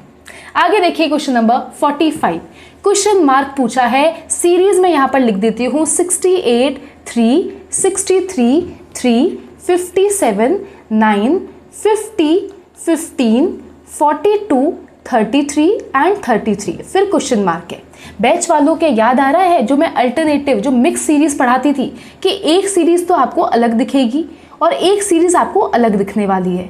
तो क्या यहाँ पर 2 सीरीज आपको दिख रही है, और ये आपको बताना है सेकंड सीरीज का जो क्वेश्चन मार्क है वो वहाँ पर फॉलो अप हो रहा है। तो देखिए कैसे करोगे, या तो पहले तो आपके दिमाग में ये 2 सीरीज आएंगे, तो पहले इन 2 सीरीज को सॉल्व करो। तो देखो 3 से 3 कैसे जाओगे, आप बोलोगे कि मैम अगर 3 से 3 जाना है तो हम क्या कर सकते हैं, इंटू 1 कर सकते हैं, पर यहाँ से 3 इंटू 9 इंटू 3 कर सकते हो, बट बेटा 15 नहीं होगा। ये आपको दिख रहा है 3 9 15 33, ये कहीं ना कहीं 3 के मल्टीपल है। इसका मतलब अगर मैं इधर लिखती हूँ 3 इंटू 2 माइनस 3, तो क्या मेरा 3 बन रहा है, बिल्कुल। और एज इट इज इस 3 को क्या लिखती हूँ मैं यहाँ पर, 3 इंटू 2 प्लस 3 कितना हो जाएगा, 9 हो जाएगा। क्या 9 आ गया, बिल्कुल आ गया। यहाँ लिखो जरा 9 इंटू 2 माइनस 3, क्या 15 आ रहा है, बिल्कुल आ रहा है। और यहाँ पर लिख दीजिए 15 इंटू 2 प्लस 3, यानी मल्टीप्लाई बाय 2 और फिर माइनस 3 प्लस 3, आपका ये पैटर्न जो है ये इसमें फॉलो हो रहा है। तो आगे कितना आ जाएगा, 33 इंटू 2 माइनस 3 कर दीजिए, आंसर आ जाएगा that will B 63। Option number A will be your answer. हमें दूसरी सीरीज से मतलब ही नहीं है बेटा, क्योंकि हमें सिर्फ एक क्वेश्चन मार्क पूछा था और जो एक ही सीरीज से सॉल्व हो सकता था, तो हमने वही करा। ठीक है, नेक्स्ट देखिए question number 46। Identify the number that does not belong to, मतलब कि जो इसमें बिलोंग ही नहीं कर रहा, 2 4 10 33 130 और 652, यानी कि जो रॉन्ग है आपको वो निकालना है। तो ज़रा देखो यहाँ पर मुझे दिख रहा है कि बहुत ज़्यादा बेटा डिफरेंस बढ़ रहा है। तो मैंने क्या सिखाया था बेटा, ये पक्का ये जो है मल्टीप्लाई की सिचुएशन या स्क्वायर या फिर क्यूब की सिचुएशन आएगी। तो 2 से 4 कैसे आया होगा, आप बोलोगे कि मैम 2 इंटू 1 कीजिए फिर प्लस 2 कर दीजिए, क्या ये यहाँ फॉलो होगा। 4 इंटू 2 करो 8 आएगा, 8 में पर आपको 2 ऐड करना पड़ेगा तब जाकर 10 आएगा। और यहाँ देखो क्या 10 इंटू 2 करोगे तो 30 होगा, 30 में कितना ऐड करोगे, आपको यहाँ पर 2 ऐड करना पड़ेगा तब जाकर यहाँ पर 32 आएगा। क्योंकि देखो यहाँ पर सब में प्लस टू कर रहे हैं, तो यहाँ पर भी प्लस 2 करना पड़ेगा। पर अगर यहाँ 32 लिख रहे हो तो आगे आप चेक कर लो, ये अगर फॉलो करा तो आंसर होगा। तो क्या 32 इंटू 2 करोगे प्लस 2 करने पर क्या 130 मिल रहा है, आप बोलोगे कि मैम मिल रहा है, यानी ये 33 नहीं होगा बल्कि 32 होगा इसकी जगह। समझ में आ गया, बस वो जो गलत आपका वर्ड था, गलत नंबर था, वो आपको टिक करना है। इस तरह से ये सॉल्व होता है। नेक्स्ट देखिए नया टॉपिक कैलेंडर। आपका कैलेंडर के क्वेश्चन एक देखने को मिल रहा है आजकल, तो हो सकता है कि ये 1-2 से इंक्रीज हो जाए अगली बार, तो हम इसको परफेक्टली करके जाते हैं। बहुत इजी कंसेप्ट है, एक ऑड नंबर्स का कंसेप्ट आता है, ऑड नंबर बोलो या ऑड डेज बोलो, दैट्स इट। इससे मैं पूरा कैलेंडर आपको समझा दूंगी कि कैसे करोगे। क्वेश्चन नंबर 47 देखिए, इसने मुझे बोला है कि अगर इस डेट को फ्राइडे था तो बताओ इन 2 डेट्स को कौन सी डे थी आपकी। ठीक है बेटा, अगर इसको फ्राइडे है तो सबसे पहले जो भी डेट पूछी गई है ना, इन दोनों के बीच में कितने दिन आ रहे हैं, कितने डेज आ रहे हैं, वो मुझे टोटल बता दिया करो। तो 1963 से 1964 जा रहे हो आप, ठीक है। इसका मतलब ये कौन सा होता है, ये लीप ईयर होता है। तो 6 जुलाई से 7 जुलाई जा रहे हो तो पहले तो 6 जुलाई से 6 जुलाई अगले साल 366 डेज हो जाएंगे, साथ में 7 जुलाई यानी एक दिन और हो जाएगा। इसका मतलब टोटल मेरे इतने दिन हो गए इन दोनों के बीच में। इसको क्या किया करो, 7 से डिवाइड किया करो, तो जितना रिमाइंडर बचेगा, कितना बचेगा, 3 रिमाइंडर मेरा बचेगा। मुझे रिमाइंडर से मतलब है, इसको कहा जाता है ऑड डेज आपके, ठीक है। फिर जो भी दिन होता है, जैसे जो फ्राइडे है ना, फ्राइडे में तीसरे दिन को बता दो कितना होगा, यानी इसमें फ्राइडे को ऐड कर दीजिए। तो फ्राइडे के आगे क्या होता है, फ्राइडे के आगे सैटरडे, संडे और थर्ड डे कौन सा आ जाएगा, मंडे आ जाएगा, यानी Monday will be the answer. तो फर्स्ट वाले का आंसर मेरा मंडे हो जाएगा। समझ में आ गया। वापस बताती हूँ, सेकंड देखो, 6 जुलाई 1963 से 7 अगस्त 1963 तक मुझे दिन बताओ कितने होंगे। तो जुलाई से पहले तो देखो 6 जुलाई से लेके 31 जुलाई तक कवर करो पूरे, तो आप बोलोगे मैम 25 डेज तो जुलाई में बचे हैं और 7 दिन अगस्त में आ जाएंगे, यानी कि टोटल मेरे 32 डेज होंगे। ये डेज आ गए, इसको 7 से डिवाइड करो, और डेज कितने आ जाएंगे, जो रिमाइंडर बचेगा इनका 4 मेरा रिमाइंडर बचेगा, ठीक है। 4 रिमाइंडर बचा, तो फ्राइडे में चौथा दिन कौन सा होगा, फ्राइडे में 4th डे और ऐड करो, तो सैटरडे, संडे, मंडे, तो 4th डे कौन सा आ गया, ट्यूसडे आ गया, यानी इसका आंसर मेरा ट्यूसडे हो जाएगा। तो फर्स्ट का आंसर मेरा बी और सेकंड का आंसर मेरा ए, यानी कि option number D will be your answer. Clear हो गया, इजी था। मुझे बस ऑड डेज की जरूरत पड़ती है, तो 7 से टोटल डेज को डिवाइड करके मुझे ऑड डे बता दो, उतना ही डेज आगे कर दीजिए, आपका आंसर आ जाएगा। नेक्स्ट देखिए क्वेश्चन नंबर 48।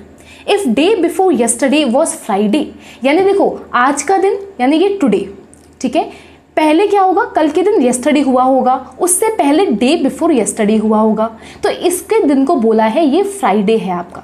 तो यस्टरडे कितना होगा, सैटरडे, तो आज मेरा क्या चल रहा है, संडे आज चल रहा है। What will be the third day after tomorrow, यानी कल मेरा टुमारो होगा, फिर मेरा डे आफ्टर टुमारो होगा, और फिर उसके बाद मेरा थर्ड डे मुझे बताना है। यानी अगर ये संडे है तो Monday, Tuesday, Wednesday, Thursday, Friday मेरा आंसर हो जाएगा। इजी था, इतना दिमाग नहीं लगाना कि मैम क्या निकालें, क्या क्या दे रखा है, नहीं यार, सिंपल सॉर्ट किया करो और लिखा करो, अपने आप आंसर दिखेगा आपको। नेक्स्ट देखिए क्वेश्चन नंबर 49। आपको इन डेट्स में मेंशन करी हुई है, तो बताना है कि कितना आपका होगा। यहाँ पर मैं इतना आपको बताती हूँ कि बेटा ईयर में है ना, याद कर लेना कि आज जैसे 2026 चल रहा है, तो कौन सा आपका 1 जनवरी को कौन सा डे था, तो ये आपको पता होना चाहिए, ठीक है। इसी के अकॉर्डिंग हम कैलकुलेट करते हैं। तो 24 मार्च 2024 बोला है, तो मेरे को याद है 1 जनवरी 2024 को कौन सा आपका टाइम था, आपका मंडे था। अगर उस दिन मेरा मंडे था तो जरा देखो 24 मार्च तक, इस डे से 24 मार्च तक टोटल डेज कितने होंगे वो बताइए। आप बोलोगे कि मैम पहले जनवरी क्रॉस कीजिए, तो जनवरी में आपका 1 के बाद क्रॉस करना है, तो 31 नहीं, सिर्फ 30 प्लस उसके बाद फरवरी, लीप ईयर है ये, तो 29 डेज इसके, फिर आपके मार्च के सिर्फ 24 डेज ऐड करने हैं, यानी टोटल मेरे 83 डेज हो गए। इसको 7 से डिवाइड कीजिए, तो जो रिमाइंडर होगा वो मेरा ऑड डेज आ जाएगा, दैट विल बी 6। तो मेरा पहला अगर मंडे था तो Tuesday, Wednesday, Thursday, Friday, Saturday, 6th day जो मेरा होगा वो संडे आ जाएगा। तो फर्स्ट का आंसर मेरा संडे हो गया। तो फर्स्ट का आंसर कितना होगा, सी ऑप्शन आ जाएगा। ऐसे सेकंड देखिए, 5 मई 2015 मुझे पूछा है।